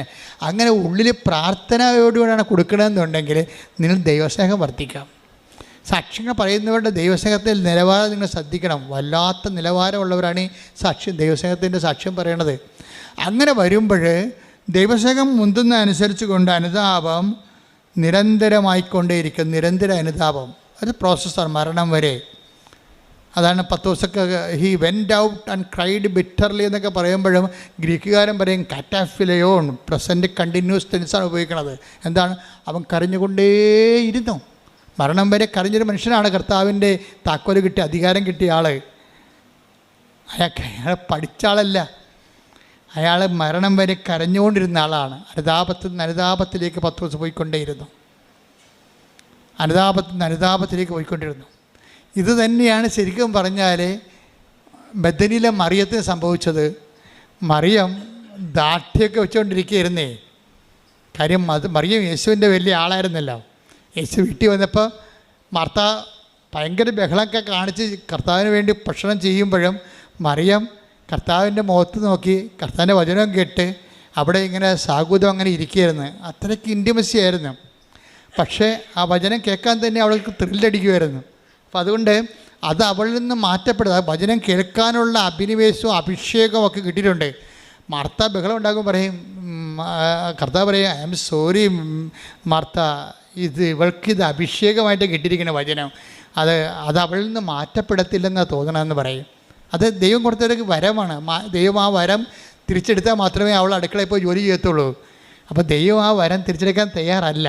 അപ്പോൾ അതുകൊണ്ട് നീ നിൻ്റെ ജോലി തന്നെ പെട്ടെന്ന് കൂട്ടിയിട്ട് കറികളുടെ എണ്ണമൊക്കെ കുറച്ചിട്ട് നീയും വന്ന് എൻ്റെ കൂടെ ഇരിക്കും ഇവിടെ പോയി, അതാണ് എനിക്കിഷ്ടമെന്ന് ഈശോ പറയും. എന്ത് രസമാണെന്ന് ആ ഡിസ്കോഴ്സ് കേൾക്കാം, മനോഹരമാണ് ശരിക്കും. അപ്പോൾ അത് ഞാനത് പറയാം. പക്ഷെ അതൊക്കെ നമ്മൾ പറയേണ്ടതേ ഇപ്പോൾ ഞാൻ പറഞ്ഞു നിർത്തിയതിന് സംഭവിച്ചു കഴിഞ്ഞാൽ ഈ മകളെ തനിച്ച് വിളിച്ചിട്ട് അവളുടെ ജീവിതത്തിലേക്ക് ദൈവം കടന്നു വരാൻ ആഗ്രഹിക്കുന്നു. അവൾ ബേസിക്കായിട്ട് നല്ലവളാണെന്ന് തോന്നുകയാണ്. അതാണ് ഈ ബേസിക്കായിട്ട് നല്ലവനാകണമെന്ന് എപ്പോഴും നല്ലതാണ്. എന്നുവെച്ചാൽ ഒരു അവസരം വന്നാൽ ദൈവത്തിന് വേണ്ടി നാം ഒരു നിലപാടെടുക്കുന്നവരാണ് ബേസിക്കായിട്ട് നല്ലവർ. അപ്പം അങ്ങനെ ഉണ്ട്. അതുകൊണ്ട് അവരോട് അത് പറയുമ്പോൾ അവരോട് സംസാരിച്ചുകൊണ്ടിട്ട് സംസാരം തീരണില്ല. കാര്യം ഇത് വലിയൊരു നീണ്ട കഥയാണല്ലോ. അപ്പോൾ 10 ദിവസം ഭക്ഷണം കൊണ്ട് വന്നിട്ട് അകലെ നിൽക്കുകയാണ് വെയിലത്ത്. ഞാൻ ആ കിണറ്റിൽ പോയിട്ടുള്ളതാണ്. കർത്താവ് ഇരുന്ന് സംസാരിച്ച കിണർ ഇപ്പോഴും ഉണ്ട് സമരയൊക്കെ. അവിടെ ഒരു അറബി മരം നിൽക്കുന്നുണ്ട്. പക്ഷെ ഭയങ്കര മഞ്ഞ നിറവാണ്. അവിടെ വെള്ളമൊന്നുമില്ല, കിണറുണ്ടെന്ന് മാത്രമേ ഉള്ളൂ. വെള്ളമില്ലാത്ത കാരണം മരുഭൂമി പോലുള്ള സ്ഥലമാണ് സമരിയയിൽ ഈ യാക്കോബിൻ്റെ കിണർ. അവിടെ ഇരുന്നാൽ ഞാൻ അവിടെ ഇരുന്നപ്പോൾ ശരിക്കും പറഞ്ഞാൽ എൻ്റെ കണ്ണ് നിറഞ്ഞു പോയി. കിണറിൻ്റെ അരികിൽ നിന്നപ്പോൾ ഞാൻ പറഞ്ഞു, ഈശോ എന്ത് കഷ്ടമാണ്. ഒരു ആത്മാവിനെ വീണ്ടെടുക്കാൻ വേണ്ടി ഈ കിണറ്റിൻ്റെ കരയിൽ 43 ഡിഗ്രി ചൂടാണ് അപ്പോൾ ഉള്ളത്. അപ്പൻ്റെ ടെമ്പറേച്ചർ 43 ഡിഗ്രിയാണ്. ആ ചൂടിൽ ഇവളെയും കാത്ത് ഇവളോട് സംസാരിക്കാൻ നിൽക്കണം കർത്താവ്. എന്ന് വെച്ചാൽ അതുപോലെയുള്ള ജനലക്ഷങ്ങളാണ്, ഇനി കോടികളാണ് ഭൂമിയിലേക്ക് വരുന്നത്. അവർക്കെല്ലാം വേണ്ടിയുള്ള കർത്താവിൻ്റെ കരുതലും കാത്തു നിൽപ്പുമെന്ന് വെച്ചാൽ നമ്മളൊക്കെ കാണുമ്പോൾ കണ്ണ് നിറഞ്ഞു പോകും. എന്നിട്ട് സംസാരം തീരാത്തപ്പോൾ അവനെ ഡിസ്റ്റർബ് ചെയ്യുന്നുണ്ട് പത്രോസ് പറയും, ഗുരു ഭക്ഷണം. അപ്പോൾ പത്രോസിനോട് ഈശോ പറയും, നിങ്ങളറിയാത്ത ഭക്ഷണം എനിക്കുണ്ടെന്ന് പറയും. അപ്പോൾ പത്രോസിനത് സുവിശേഷം മനസ്സിലാകത്തില്ല.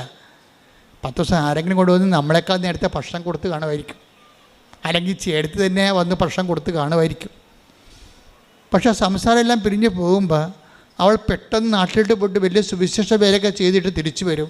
അതിനുള്ളിൽ കർത്താവ് പറയും, നിങ്ങളറിയാത്ത ഭക്ഷണം എനിക്കുണ്ട്. എന്താണ് എൻ്റെ ഇഷ്ടം? എൻ്റെ ഭക്ഷണം എന്താണ്? എൻ്റെ പിതാവിൻ്റെ ഇഷ്ടം നിറവേറ്റുകയാണ് എൻ്റെ ഭക്ഷണം. അപ്പോൾ അടയാളങ്ങളില്ലെങ്കിലും ദൈവത്തിൻ്റെ ഒരു നീല ഉടമ്പടിക്കാരും ചാര ഉടമ്പടിക്കാരും ഒക്കെ ശ്രദ്ധിക്കേണ്ടത്, നിങ്ങൾക്ക് അടയാളങ്ങൾ ഉണ്ടാവാതിരിക്കാനാണ് ഞാൻ പ്രാർത്ഥിക്കുന്നത്. എന്താ കാര്യം എന്നറിയാമോ?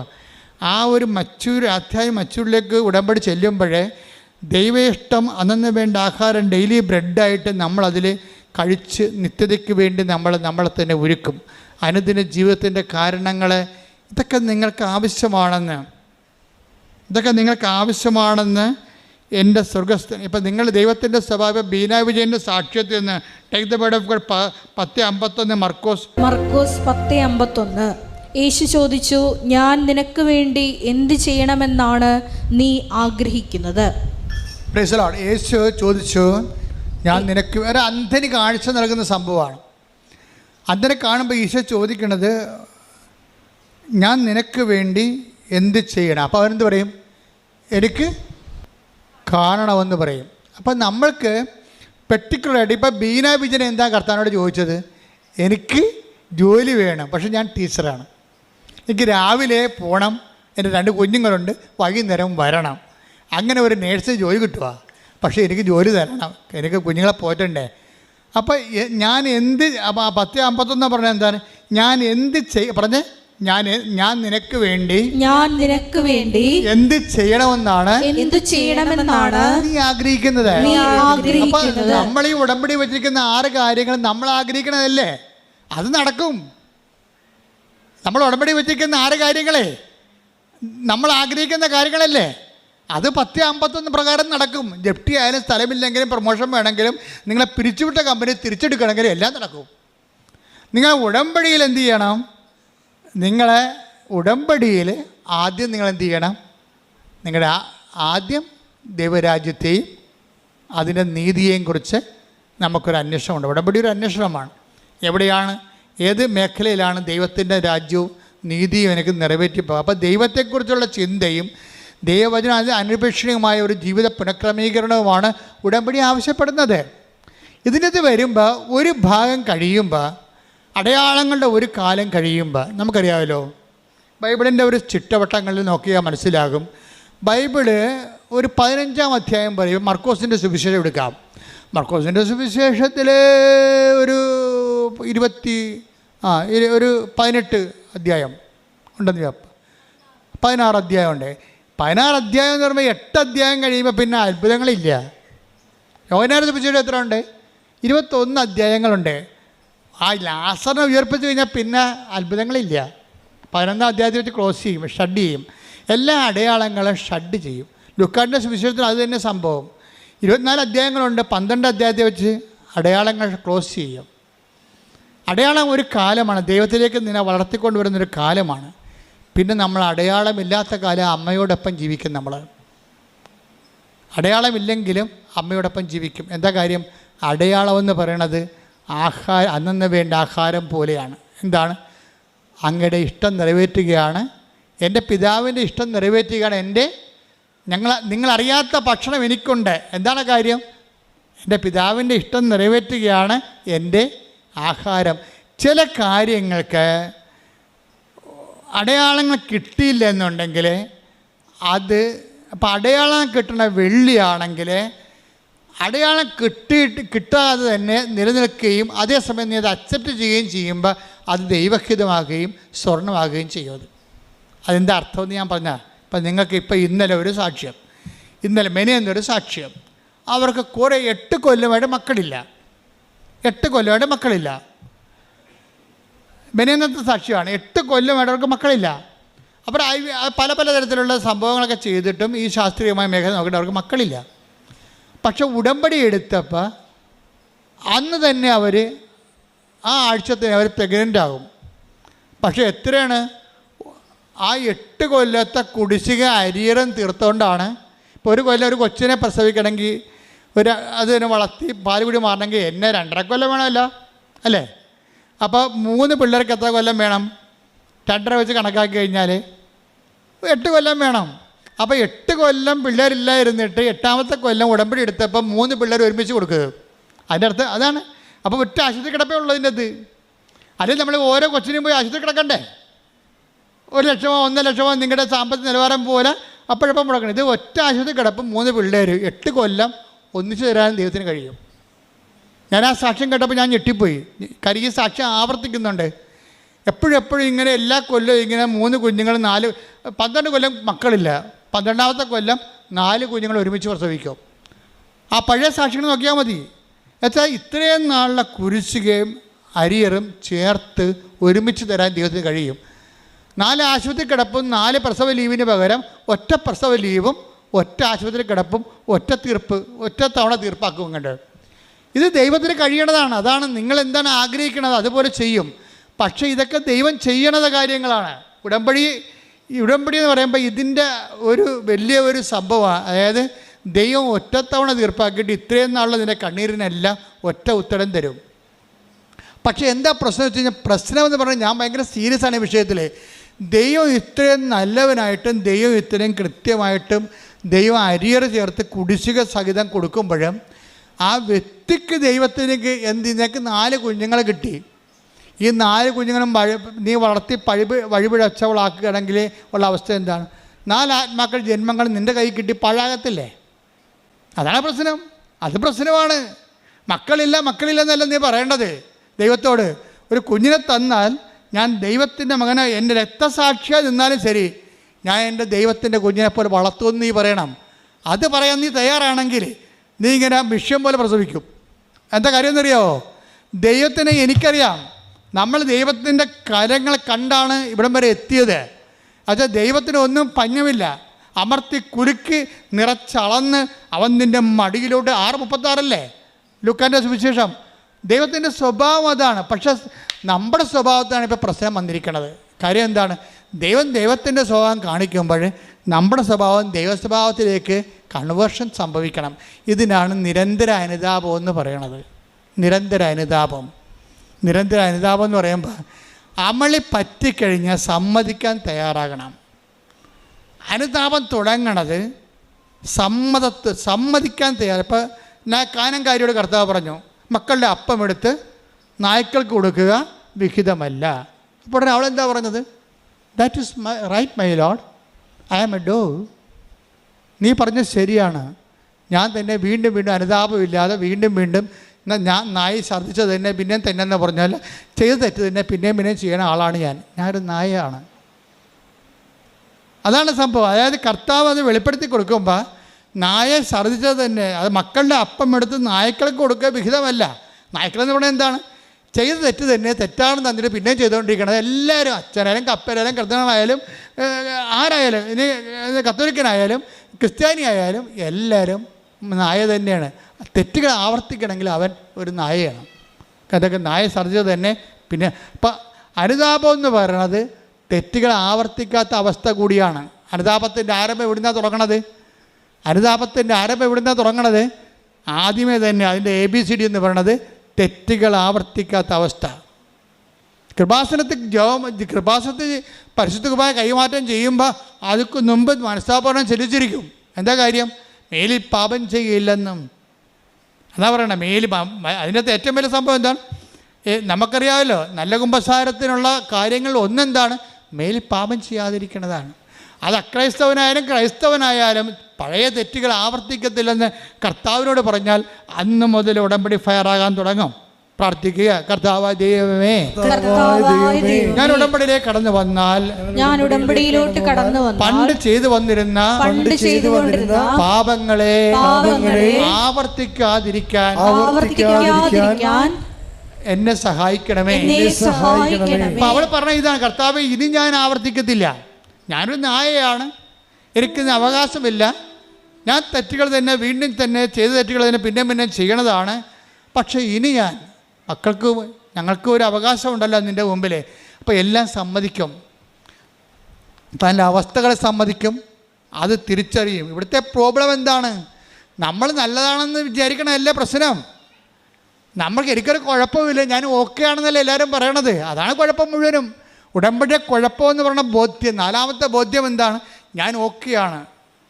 എന്നേക്കാൾ വിശുദ്ധനോ എന്നേക്കാൾ നല്ല മനുഷ്യനോ ലോകത്തില്ല. അപ്പം നമ്മളുടെ വശം നീതീകരിച്ചു കൊണ്ട് അവസാനം വരെ നമ്മൾ നിൽക്കും.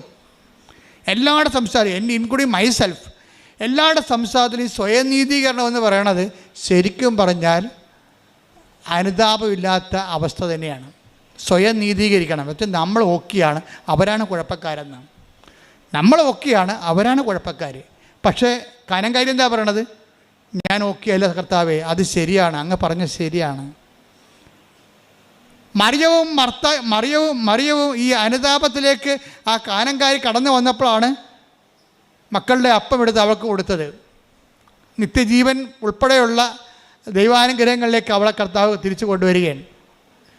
ദൈവത്തിലേക്ക് വരിക എന്ന് വെച്ച് കഴിഞ്ഞാൽ ഒരു അടയാളം. ഇപ്പോൾ എന്തുമാത്രം നോൺ ക്രിസ്ത്യൻസാണ് ഉടമ്പടി എടുക്കുന്നത്? നിങ്ങൾക്ക് തോന്നുന്നുണ്ടോ നിങ്ങളുടെ മകളെ കെട്ടിക്കാനാണ് യേശുക്രിസ്തു ക്രൂശിക്കപ്പെട്ടതെന്ന്? നിങ്ങൾക്ക് തോന്നുന്നു നിങ്ങൾ സ്ഥലം വിൽക്കാനാണ് കർത്താവ് ഉയർപ്പിക്കപ്പെട്ടതെന്ന്?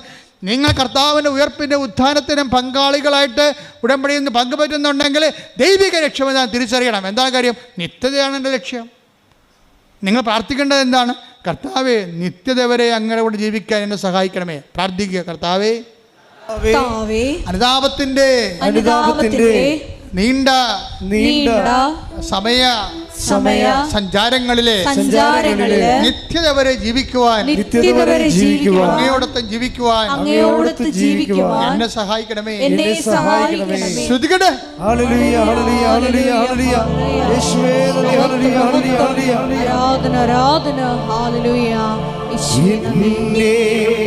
നിത്യതയോടടുപ്പിക്കുന്ന എല്ലാ അനുഭവങ്ങൾക്കും നന്ദി.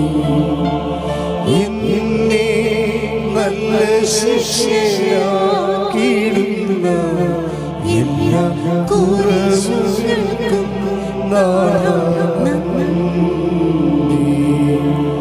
എന്നെ നിത്യതയോടടുപ്പിക്കുന്ന എല്ലാ അനുഭവങ്ങൾക്കും നന്ദി.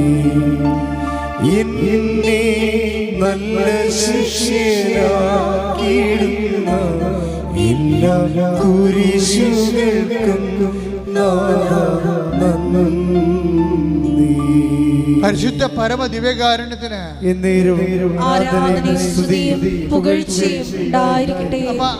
അതായത്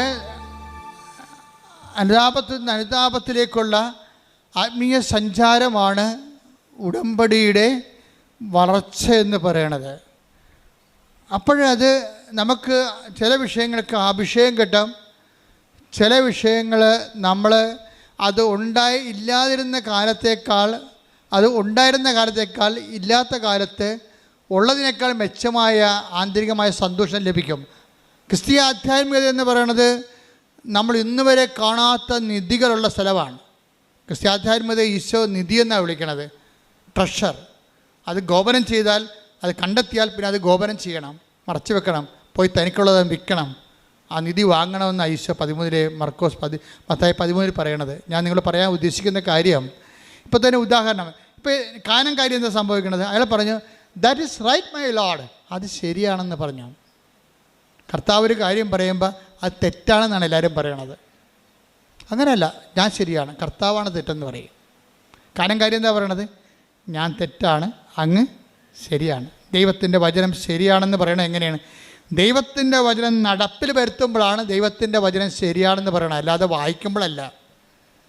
വായിക്കുമ്പോൾ ശ്രദ്ധിച്ചേക്കണം. ഉടമ്പടി നിങ്ങൾ വന്ന് എടുത്തെങ്കിൽ അതിൻ്റെ അരമണിക്കൂർ വചനം വായിക്കാൻ വേണ്ടി നിയമമുള്ളതാണ്. നിങ്ങൾ വചനം വായിക്കാതെ ഉടമ്പടി ഉപ്പ് അടിച്ച് മാറ്റിക്കൊണ്ട് ഇവിടെ 4 കാലം വീണ് ഓടിയാൽ ഈ സാധനം വർക്കൗട്ട് ചെയ്യത്തില്ല. ഇവിടുന്ന് എന്താണ് പറഞ്ഞിരിക്കുന്നത് അതുപോലെ ചെയ്യാൻ പറ്റാത്തവർ ഉടമ്പടി എടുക്കരുത്. അത് ദൈവത്തെ പറ്റിക്കാൻ വേണ്ടിയും വൈദ്യപ്പഴപ്പിന് വേണ്ടി വരുന്നവരാണ്. അപ്പം അതുകൊണ്ട് ആരെടുത്താലും XOR Y ആരെടുത്താലും ഉടമ്പടി അരമണിക്കൂർ വചനം വായിക്കണമെന്ന് പറഞ്ഞാൽ നിർബന്ധമായിട്ടും വചനം വായിച്ചിരിക്കണം. ചിലപ്പോൾ നിങ്ങൾക്ക് തന്നിരിക്കേണ്ട ഒരു ഓപ്ഷൻ എന്ന് പറയണത് 5 മിനിറ്റ് ഇടപെട്ട്, ഇപ്പോൾ 5 മിനിറ്റ് വായിച്ചാൽ പിന്നെ വൈകുന്നേരം 5 മിനിറ്റ് വായിച്ച്, കിടക്കാൻ നേരത്ത് 5 മിനിറ്റ് വായിച്ച്, അങ്ങനെ വായിക്കാം. ഒറ്റയടിക്ക് വായിക്കണമെന്നില്ല നിങ്ങളുടെ സമയം, പക്ഷേ വചനം വായിച്ചിരിക്കണം. അത് XOR Y ആരുടമ്പടി എടുത്താലും ഞങ്ങൾക്കത് ബാധകമല്ലെന്നൊരു കാര്യമില്ല. ഉടമ്പടി നിങ്ങൾക്ക് ബാധകമാകണമെങ്കിൽ ഉടമ്പടിയിലുള്ള പറഞ്ഞിരിക്കുന്ന എല്ലാ നിബന്ധനകളും നിങ്ങൾക്ക് ബാധകമാകണം. പ്രാർത്ഥിക്കുക, കർത്താവേ ഉടമ്പടി നിയമങ്ങള് നിബന്ധനകള് പൂർണ്ണമായും നിറവേറ്റാൻ എന്നെ അനുഗ്രഹിക്കണമേ, എന്നെ അഭിഷേകം ചെയ്യണമേ. ശ്രദ്ധിക്കട്ടെ.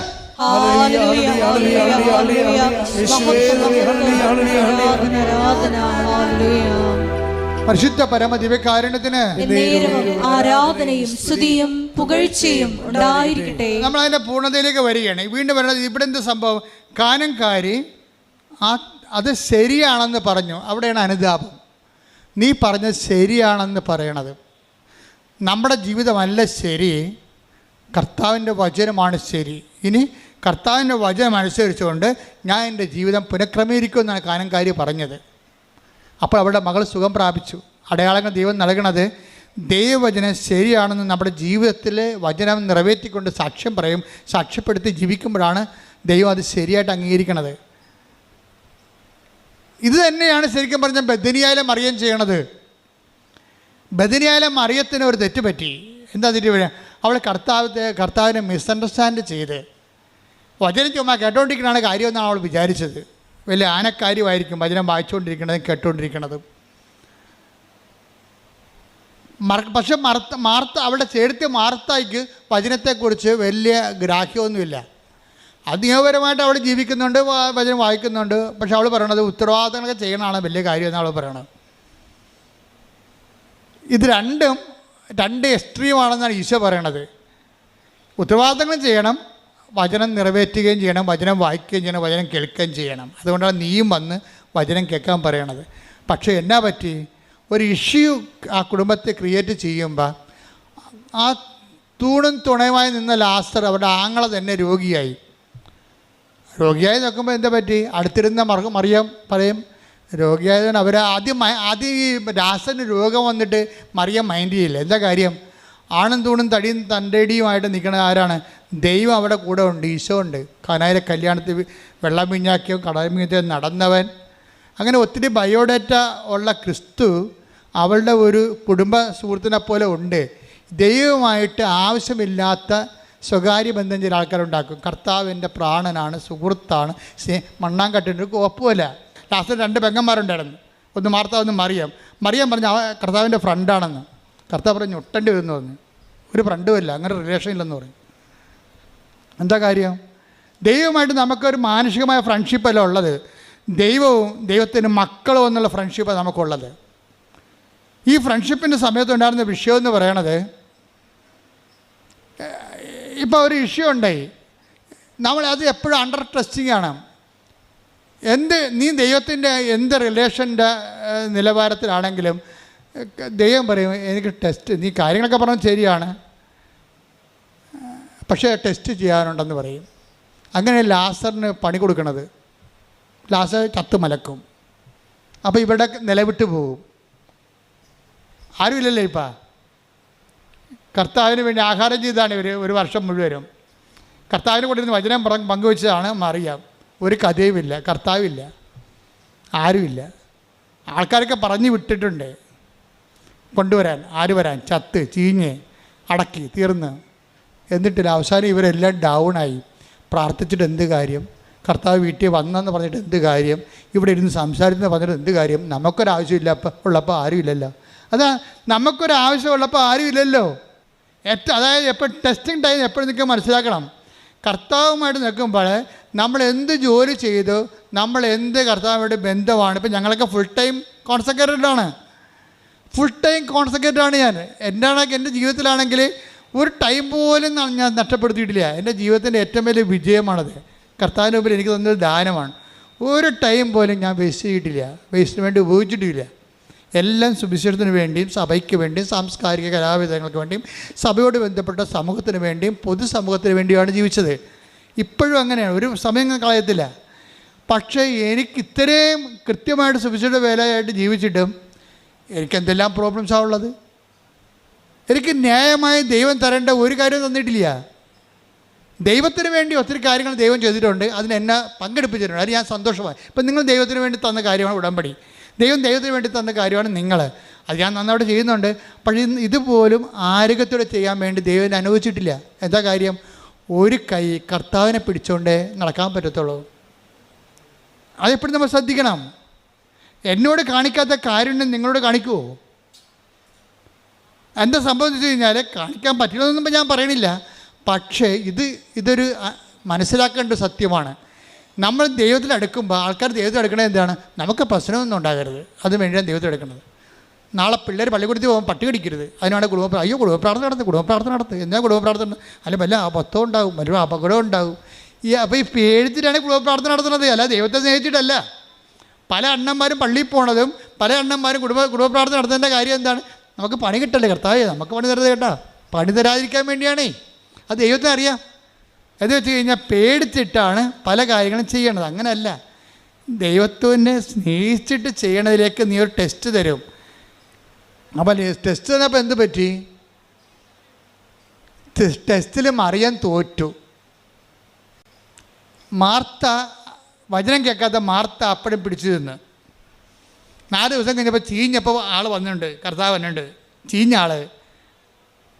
ആ കുഴിമാടത്തിന് പുറത്ത് വരെ മണമാണ്, അടുക്കല്ലേ എന്നാണ് ശിഷ്യന്മാർ പറയണത്.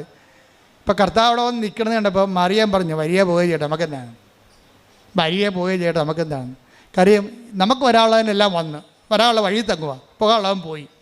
ഇനിയിപ്പോൾ ആര് വന്നിട്ട് എന്ത് കാര്യം, പോയിട്ട് എന്ത് കാര്യം? മറിയം പോയില്ല, മറിയം തോറ്റു ആ പരീക്ഷയ്ക്ക്. മാർത്തായാണ് ഇടിച്ചതിൽ കയറണത്. മാർത്തായതിന് അവിടെ ചെന്നിട്ട് പറയുവേ എന്താണ്? കർത്താവേ, നീ ഇവിടെ ഉണ്ടായിരുന്നെങ്കിൽ. ഒരു വചനം കേൾക്കാത്ത പാർട്ടിയാണ്, പക്ഷേ വിശ്വാസ ജീവിതം കറക്റ്റാണ്. നീ ഇവിടെ ഉണ്ടായിരുന്നെങ്കിൽ എൻ്റെ സഹോദരൻ മരിക്കുകയില്ല. പക്ഷേ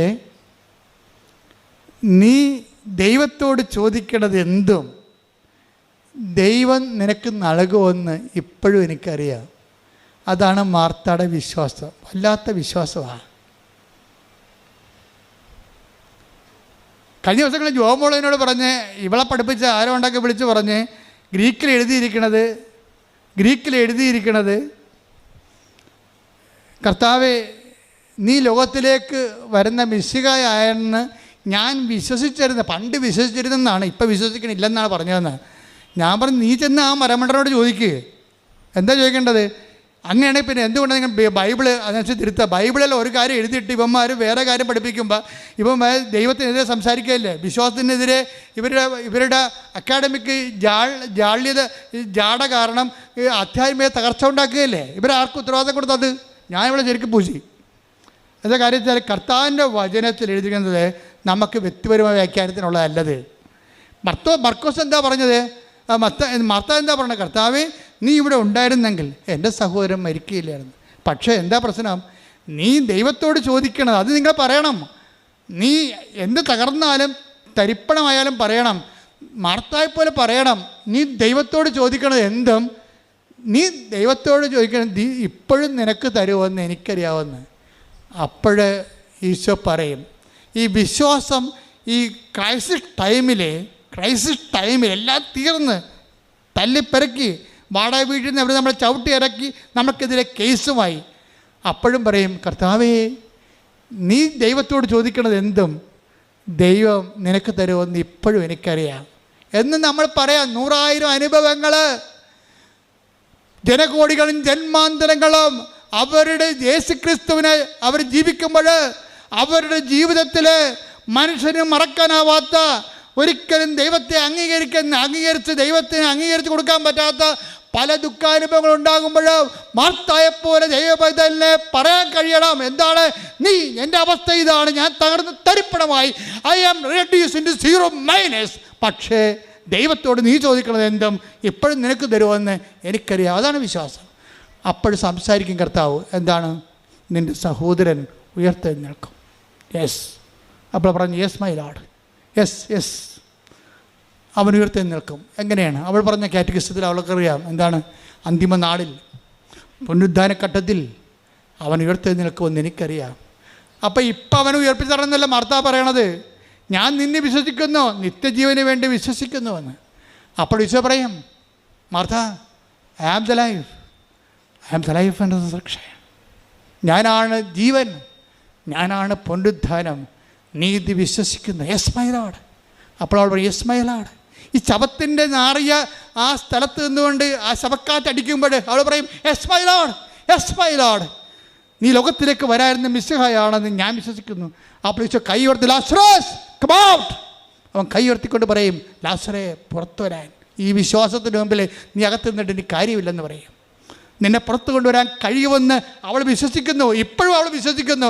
അതുകൊണ്ട് നീ പുറത്തു വരണം. ദൈവവേദനേ, നീ തകർന്ന് തരിപ്പണമായാലും, പരാജയത്തിൻ്റെ ഹവമാണത്തിൽ നീ അടക്കപ്പെട്ടിട്ട് നിന്നെ ചീഞ്ഞ മണം പുറത്തു വന്നാലും, അപ്പോഴും നീ യേശു കർത്താവാണെന്ന് വിശ്വസിച്ചാൽ നിന്നെ കർത്താവ് മൃതത്തിൽ നിന്ന് ജീവനിലേക്ക് കൊണ്ടുവരും. കൈയടിച്ച് ശ്രുതിക്കട്ടെ, ഹല്ലേലൂയ.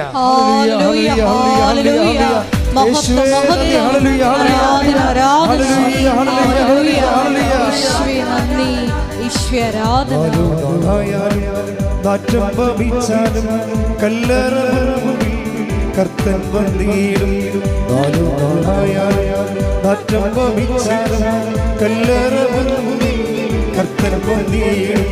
വിശ്വസിച്ചാൽ മഹത്വം കാണാം, സാത്താന്റെ പ്രവൃത്തികൾ തകർന്നിടും.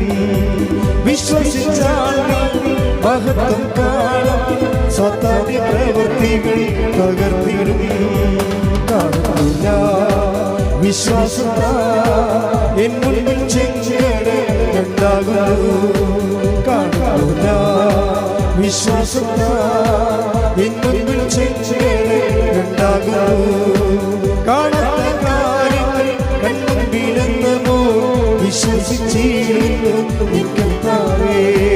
കാണാത്ത കാര്യങ്ങൾ കൺമുൻപിലെന്നമോ വിശ്വസിച്ചിരുന്നു നിൽക്കുന്നവേ. പരിശുദ്ധ പരമ ദിവ്യകാരുണ്യത്തിന് ആരാധനയും സ്തുതിയും പുകഴ്ചയും ഉണ്ടായിരിക്കട്ടെ. പരിശുദ്ധ പരമ ദിവ്യകാരുണ്യത്തിന് ആരാധനയും സ്തുതിയും പുകഴ്ചയും ഉണ്ടായിരിക്കട്ടെ. ലാസർ ഉയർപ്പിക്കപ്പെട്ടൊരു അടയാളം കണ്ടപ്പോഴേ തകർന്നു പോയത് മറിയമാണ്. മറിയം കണ്ണുനീരോടെ ഇരിക്കുക. കാര്യം അവളെ വിളിച്ചിട്ട് വന്നില്ലല്ലോ. ഈ മഹാത്ഭുതം കാണാൻ വേണ്ടി കർത്താവ് ആളെ വിട്ട് അവളെ വിളിച്ചതാണ്. വന്നില്ല അവൾ. കർത്താവിനറിയാം ഇത് ഈ രോഗം മരണകാരണമല്ല, മറിച്ച് കർത്താവിൻ്റെ ദൈവത്തിൻ്റെ മഹത്വം പ്രകടമാകാനാണ്. ആ വചനം കേട്ട വഷളിനെ കർത്താവ് ആളേച്ച് വിളിപ്പിച്ചതാണ്. അവൾ വന്നില്ല. അപ്പോൾ അവൾ എന്ത് കഠിനമുള്ള സംഭവമാണത്. പക്ഷെ ആ പാവപ്പെട്ട വചനം കേൾക്കാത്ത മാർത്ത വന്ന് കുറച്ച് കഴിഞ്ഞപ്പോൾ കർത്താവ് അവളെ വിളിപ്പിച്ചിട്ടാണ് അവളോട് ഇത് സംസാരിച്ചു. എന്നിട്ടാണ് കർത്താവ് ഉയർപ്പിച്ചത്. പക്ഷെ അതല്ല എൻ്റെ വിഷയം. അതിനുശേഷം ഒരാഴ്ച കഴിഞ്ഞപ്പോഴേ അവളും കണ്ടില്ലേ കർത്താവ്, അവളും പറഞ്ഞത് തന്നെയാണ്, നീ ഉണ്ടായിരുന്നെങ്കിൽ ഇങ്ങനെ സംഭവിക്കത്തില്ല. എല്ലാവരുടെയും പ്രശ്നം അതാണല്ല, നീ ഉണ്ടായിരുന്നെങ്കിൽ ഇങ്ങനെ സംഭവിക്കത്തില്ലെന്ന്. നീ ഉണ്ടായിരുന്നില്ല, അങ്ങനെ സംഭവിച്ചു. എന്നാലും സുവിശേഷം നിൻ്റെ വീണ്ടെടുപ്പിന് ഒരു വാതിൽ തുറന്നിടുന്നുണ്ട്. അതാ സംഭവം. നീ ഉണ്ടായിരുന്നെങ്കിൽ ഇങ്ങനെ സംഭവിക്കത്തില്ലായിരുന്നു. ശരി, സംഭവിച്ചു, നീ ഇല്ലായിരുന്നു, അങ്ങനെ സംഭവിച്ചു എന്ന് പറഞ്ഞുകൊണ്ട് അത് അവസാന വാക്കല്ല. നിൻ്റെ വീണ്ടെടുപ്പിന് ദൈവം ഒരു വാതിൽ തുറന്നിട്ടുണ്ട്.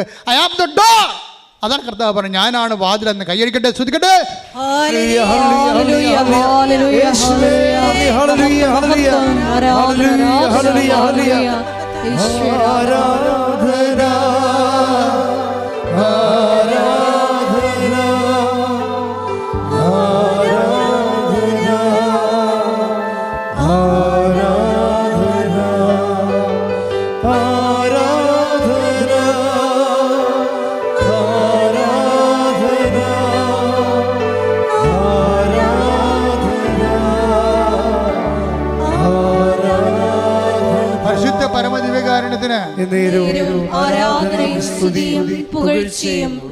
ഈ കാഴ്ച കണ്ടിട്ട് തോറ്റുപോയില്ല കർത്താവേ.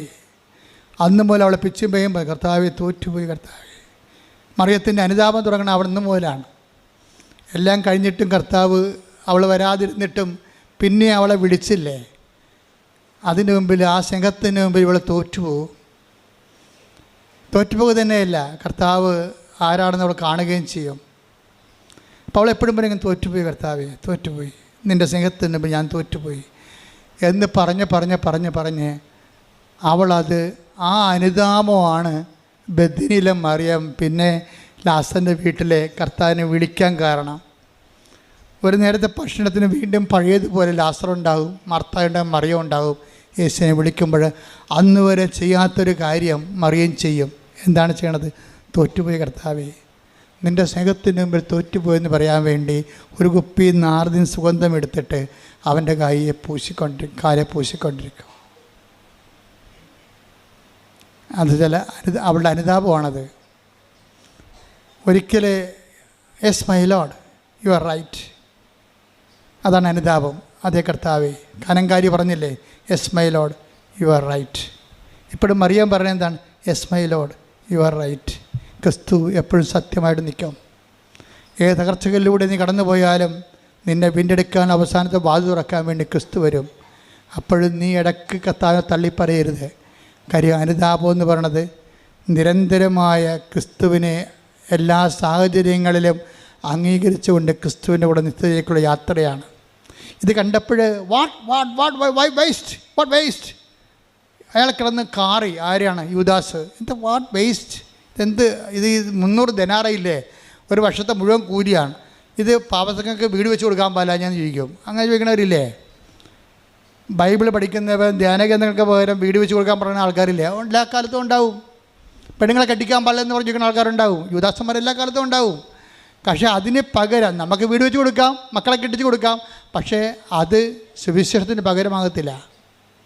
അപ്പോൾ അത് സുവിശേഷത്തിന് പകരമാകാത്ത കാരണം യൂദാസിനോട് ഈശോ അഡ്രസ്സ് ചെയ്യും. അവനോട് അഡ്രസ്സ് ചെയ്യേണ്ട ഒരു കാര്യമില്ല, ഞാനാണ് അഡ്രസ്സ് ചെയ്യത്തില്ല, അവനോട് മിണ്ടാതിരിക്കുകയുള്ളൂ. നമുക്ക് എന്തിനാണ് ഈ പറഞ്ഞോട് സംസാരിക്കേണ്ട ആവശ്യം? Why you should waste my time.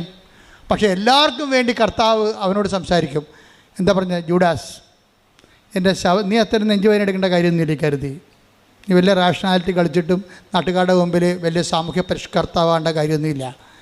എൻ്റെ ശവസംസ്കാരത്തിന് വേണ്ടി ഇത് ചെയ്തതെന്ന് നീ കരുതി വെച്ചാൽ മതി. വണ്ടി വിട്ടേക്കാൻ പറയും.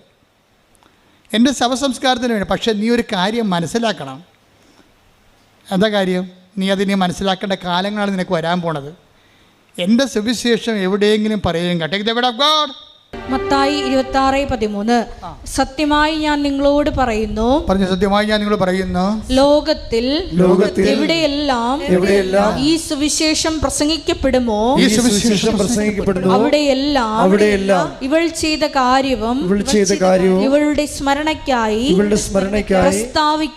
പ്രസ്താവിക്കപ്പെടും. അപ്പൊ ഇത് നാർദിൻ സുഗന്ധതൈലം കെട്ട് വിറ്റ് പെണ്ണ് കെട്ടിക്കണതും, പെണ്ണുങ്ങളെ കെട്ടിക്കണതും, മക്കളെ കെട്ടിക്കണതും, ജോലി വാങ്ങിച്ചു കൊടുക്കണതും, വീട് വെച്ച് കൊടുക്കണതും ഒക്കെ അല്ല പ്രശ്നം. അത് സെക്കൻഡറി ആയിട്ട് ഇതിൻ്റെ ഫലങ്ങളായിട്ട് വരണതാണ്. ആദ്യം വേണ്ടത് എന്താണ്? സുവിശേഷം പ്രചരിക്കപ്പെടണം. ഏറ്റവും വലിയ കാരുണ്യം എന്ന് പറഞ്ഞാൽ, കാരുണ്യപ്രവൃത്തി എന്ന് പറഞ്ഞാൽ എന്താണെന്ന് അറിയാമോ? സുവിശേഷം കൈമാറ്റം ചെയ്യപ്പെടുന്ന ഏറ്റവും വലിയ കാരുണ്യപ്രവൃത്തി. കരുണയുടെ വർഷത്തിൽ കർത്താവ് എനിക്ക് തന്ന വെളിപാട് ഞാൻ അന്നത്തെ സുവിശേഷത്തിൽ പറഞ്ഞിട്ടുണ്ട്. കാരുണ്യപ്രവൃത്തി എന്ന് പറയണത് കർത്താവിനെ അറിയാത്തവരെ അറിയിക്കുന്നതും അറിഞ്ഞവരെ ആഴപ്പെടുത്തുന്നതുമാണ്. അതുകൊണ്ട് ഈ സുവിശേഷം ലോകം മുഴുവൻ പ്രഘോഷിക്കപ്പെടുമ്പോഴും നിൻ്റെ പേര് പറയും, വേറെ രീതിയിലാണ് പറയണത്, പക്ഷേ ഇവളുടെ പേര് പറയും.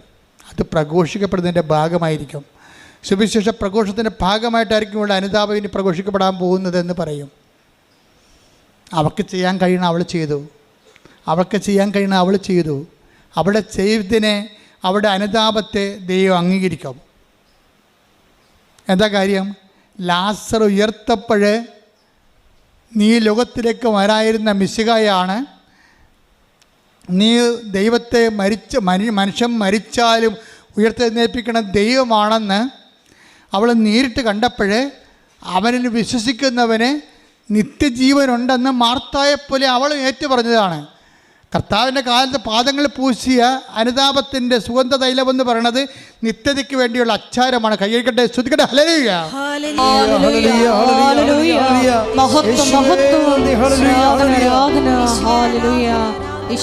പക്ഷേ നരകത്തിന് വേണ്ടിയുള്ള അച്ചാരം മേടിച്ചൊരു മനുഷ്യനാണ് ഇയാൾ. നരകത്തിന് വേണ്ടിയുള്ള അച്ചാരം, ഇവളെ നിത്യതയ്ക്ക് വേണ്ടിയുള്ള അച്ചാരം വിട്ട്, പക്ഷെ അവൾ ചെയ്യാനുള്ള ചെയ്തോളാൻ പറഞ്ഞു, ചെയ്യട്ടെന്ന് പറഞ്ഞു. പക്ഷേ നിത്യതയുടെ കൂദാശ സ്ഥാപിക്കുമ്പോൾ ആദ്യം ഒരു സാധാരണ അപ്പം എടുത്തിട്ട് യുവദാസ കർത്താവ് പറയും. അപ്പോഴും പറഞ്ഞ വാക്ക് ഇത് തന്നെയാണ്. എന്താണ്? പണ്ട് മറിയത്തിന് വേണ്ടി പറഞ്ഞ വാക്ക് തന്നെയാണ്, നീ ചെയ്യാനുള്ളത് നീയും ചെയ്യുക, അവൾ ചെയ്യാനുള്ളത് അവൾ ചെയ്ത്. അത് നിത്യതയ്ക്ക് വേണ്ടി ഓഹരിയാകും. ലോകത്ത് എവിടെ സുവിശേഷം പ്രസംഗിച്ചാലും അവൾ ചെയ്യുന്ന കാര്യം ഇനി നീ ചെയ്യാനുള്ളത് നീയും ചെയ്യുക എന്ന് പറയും. എന്താ അവൾ ചെയ്യാൻ പോണത്? അപ്പോൾ യോഹന്നാൻ്റെ സുവിശേഷം പറയവേ, അപ്പോൾ രാത്രിയായിരുന്നെന്ന്. എന്താണ്? അപ്പക്കഷ്ണം സ്വീകരിച്ച ഉടനെ അവനിൽ പിശാച് പ്രവേശിച്ചു. അപ്പം എന്ത് സംഭവിച്ചു? അപ്പോൾ രാത്രിയായിരുന്നു. Take the word of God, സ്തുതിക്കട്ടെ, ഹല്ലേലൂയ. യോഹന്നാൻ 13:30. ആ അപ്പക്കഷണം സ്വീകരിച്ച ഉടനെ അവൻ പുറത്തുപോയി, അപ്പോൾ രാത്രിയായിരുന്നു. അവൻ കുർബാന സ്വീകരിച്ചില്ല, അവന് കുർബാന കൊടുത്തില്ല. കുർബാന നിത്യജീവൻ്റെ അപ്പമാണ്. അത് കൊടുക്കാനുള്ള അർഹത, സ്വീകരിക്കാനുള്ള അർഹത അവനില്ല.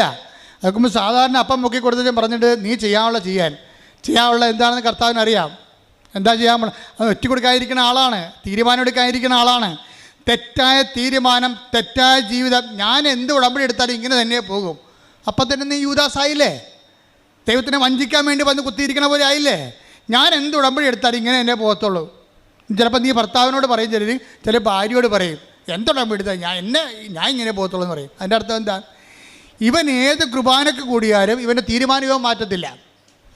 അത് കർത്താവിനറിയാം. അതുകൊണ്ട് ഇവനൊക്കെ ഏറ്റവും അടിക്കും കുർബാനയെന്ന്. കുർബാന കർത്താവ് വാഴ്ത്തുന്നതിന് മുമ്പാണ് എല്ലാവരും ധരിച്ചിരിക്കണത് ഇവൻ കുർബാന സ്വീകരിച്ചെന്ന്. അവൻ കുർബാന സ്വീകരിച്ചിട്ടില്ല, കുർബാനയിൽ പങ്കാളിത്തമില്ല. നേരത്തെ പറഞ്ഞു, കാല് കഴുകിയപ്പോൾ പറഞ്ഞു, ഞാൻ നിന്നെ കഴുകുന്നില്ലെങ്കിൽ, എൻ്റെ വചനം പറഞ്ഞ് നീ ശുദ്ധീകരിക്കുന്നില്ലെങ്കിൽ നിനക്ക് എൻ്റെ അവിടെ പങ്കുണ്ടാകത്തില്ലെന്ന് പറഞ്ഞു. ആ പങ്കില്ലെന്ന് പറഞ്ഞ് എടുത്ത് കൊടുക്കുകയാണ്. അവൻ അപ്പം തന്നെ പോയി. വചനം എന്താ പറയണത്? യോഹന്നാൻ പറയും, there was night. Then there was night. അപ്പോൾ രാത്രിയായിരുന്നു. രാത്രി നടക്കണം എന്താണ്? അവൻ വീഴുമെന്ന് ഉറപ്പല്ലേ? യുദാസ് ഇറങ്ങിപ്പോകുമ്പോൾ രാത്രിയാണെന്ന് പറയും.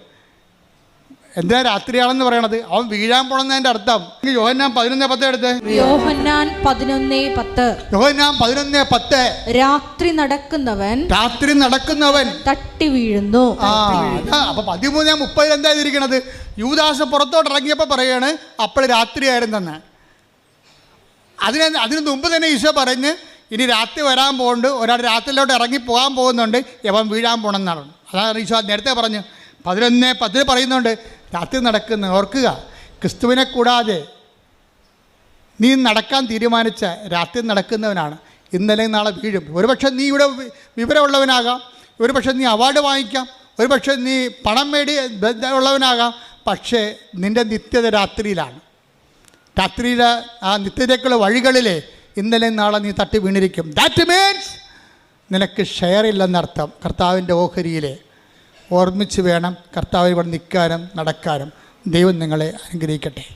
നിത്യമായ അനുതാപമാണ് ഉടമ്പടിയുടെ സമർത്ഥമായ ആധ്യാത്മികത.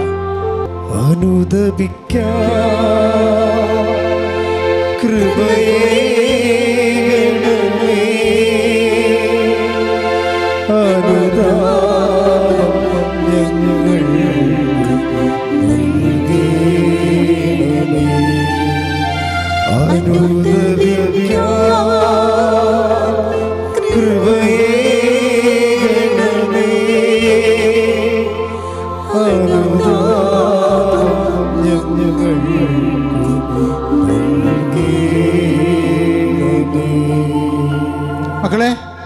ഒരു കൈ ഇടത് കൈ ഇടത് നെഞ്ചിലും വലത് കൈ ഹൃദയ ശിരസിലും വെച്ചുകൊണ്ട് ഇവിടെ തീർത്ഥാടനത്തിലുള്ളവരും ഓൺലൈനിലുള്ളവരും പ്രാർത്ഥിക്കുക. അച്ഛൻ പ്രാർത്ഥിക്കുമ്പോൾ നിങ്ങളുടെ രോഗങ്ങളും നിങ്ങളുടെ ജീവിതാവസ്ഥകളുടെ മേലും ദൈവികമായ ശക്തി ആവശ്യിക്കുന്ന സമയമാണ്. സ്തുതിക്കട്ടെ. ഹല്ലേലൂയ. എൻ്റെ കർത്താവിൻ്റെ ഉന്നതമായ നാമത്തിൽ കർത്താവേ, നിന്റെ വിശുദ്ധ പൗരോഹിത്യത്തെ മഹത്വപ്പെടുത്തണമേ. കർത്താവേ, സഭയിലുള്ള സാന്നിധ്യം പ്രകടമാക്കണമേ. ശ്രുതികട മക്കളെ, ശ്രുതികട. ഹല്ലേലൂയ. കർത്താവേ, നിന്റെ തിരുമുറിവാടുന്ന വലതുകരം, ആണിപ്പെടുതാടുന്ന അത്ഭുതകരം ഓരോ മകൻ്റെ മേലും വെക്കണമേ. ഉച്ചു മുതൽ ഉള്ളംകാല് വരെ കർത്താവിൻ്റെ രക്തം പടരട്ടെ. ഉച്ചു മുതൽ ഉള്ളംകാല് വരെ കർത്താവിൻ്റെ രക്തം പടരട്ടെ. എല്ലാ കോശങ്ങളിലും പേശികളിലും കർത്താവിൻ്റെ രക്തം പടരട്ടെ.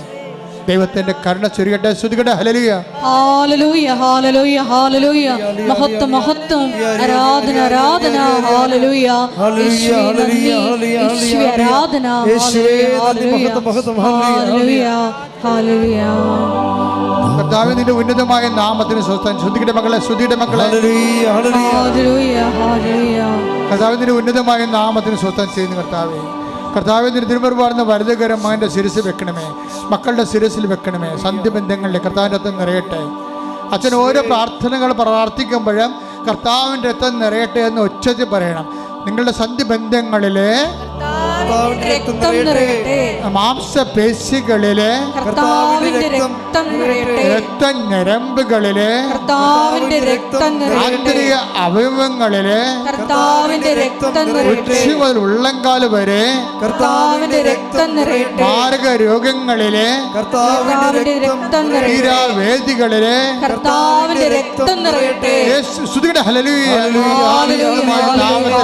സഭയുടെ അധികാരത്തിൽ കുരിശിന്റെ അടയാളത്തിലെ ദൈവത്തിന് സത്യ സൗഖ്യം പ്രാപിക്കട്ടെ.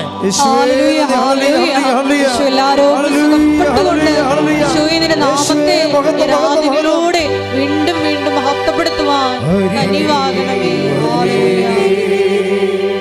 സദയം തുടേണേ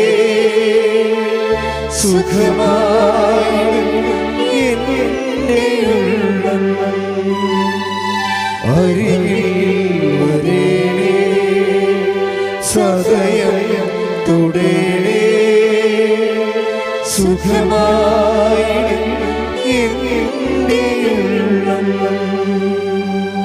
എൻ്റെ മക്കളെ, ജോലിയില്ലാത്തവര്, വീടില്ലാത്തവര്, വഴിയില്ലാത്തവര്, ജപ്തി നടപടി നേരിടുന്നവർ, മക്കളില്ലാത്തവർ, വിവാഹം ഒത്തുവരാത്തവർ, സാമ്പത്തികമായ വിഷമതകൾ അനുഭവിക്കുന്നവർ, മാനസിക രോഗങ്ങൾ അനുഭവിക്കുന്നവർ, അതുപോലെ തന്നെ വിവാഹം ഒത്തുവരാത്തവർ, ഡൈവേഴ്സിന് വേണ്ടി കേസ് കൊടുത്തിരിക്കുന്നവർ, വീണ്ടും ഒരുമിച്ച് താമസിക്കണമെന്ന് ആഗ്രഹിക്കുന്നവർ, വിസയ്ക്ക് പണം കൊടുത്തവർ, പോകാൻ പറ്റാത്തവർ, തിരിച്ചു വരാൻ പറ്റാത്തവർ, ജയിലിലാകപ്പെട്ടവർ, അങ്ങനെ എല്ലാ മേഖലയുള്ളവർ അത് വിടുതലിന് വേണ്ടി ശ്രദ്ധിക്കട്ടെ. ശ്രദ്ധിക്കട്ടെ. ഹല്ലേലൂയ. ഹല്ലേലൂയ. ഹല്ലേലൂയ. ഹല്ലേലൂയ.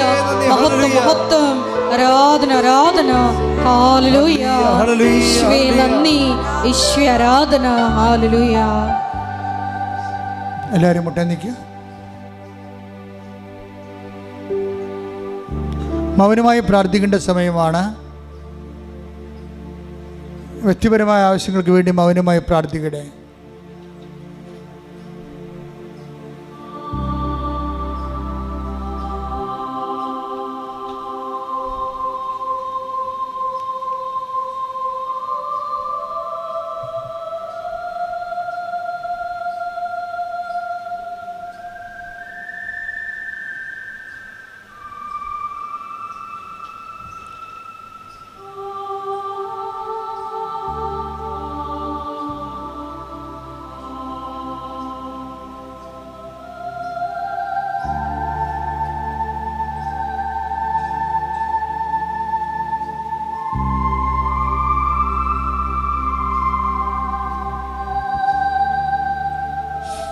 ശിരസ്സ് നമിച്ച് നമുക്ക് ദിവ്യകാരുണ്യനാഥൻ്റെ ആശീർവാദം സ്വീകരിക്കാം.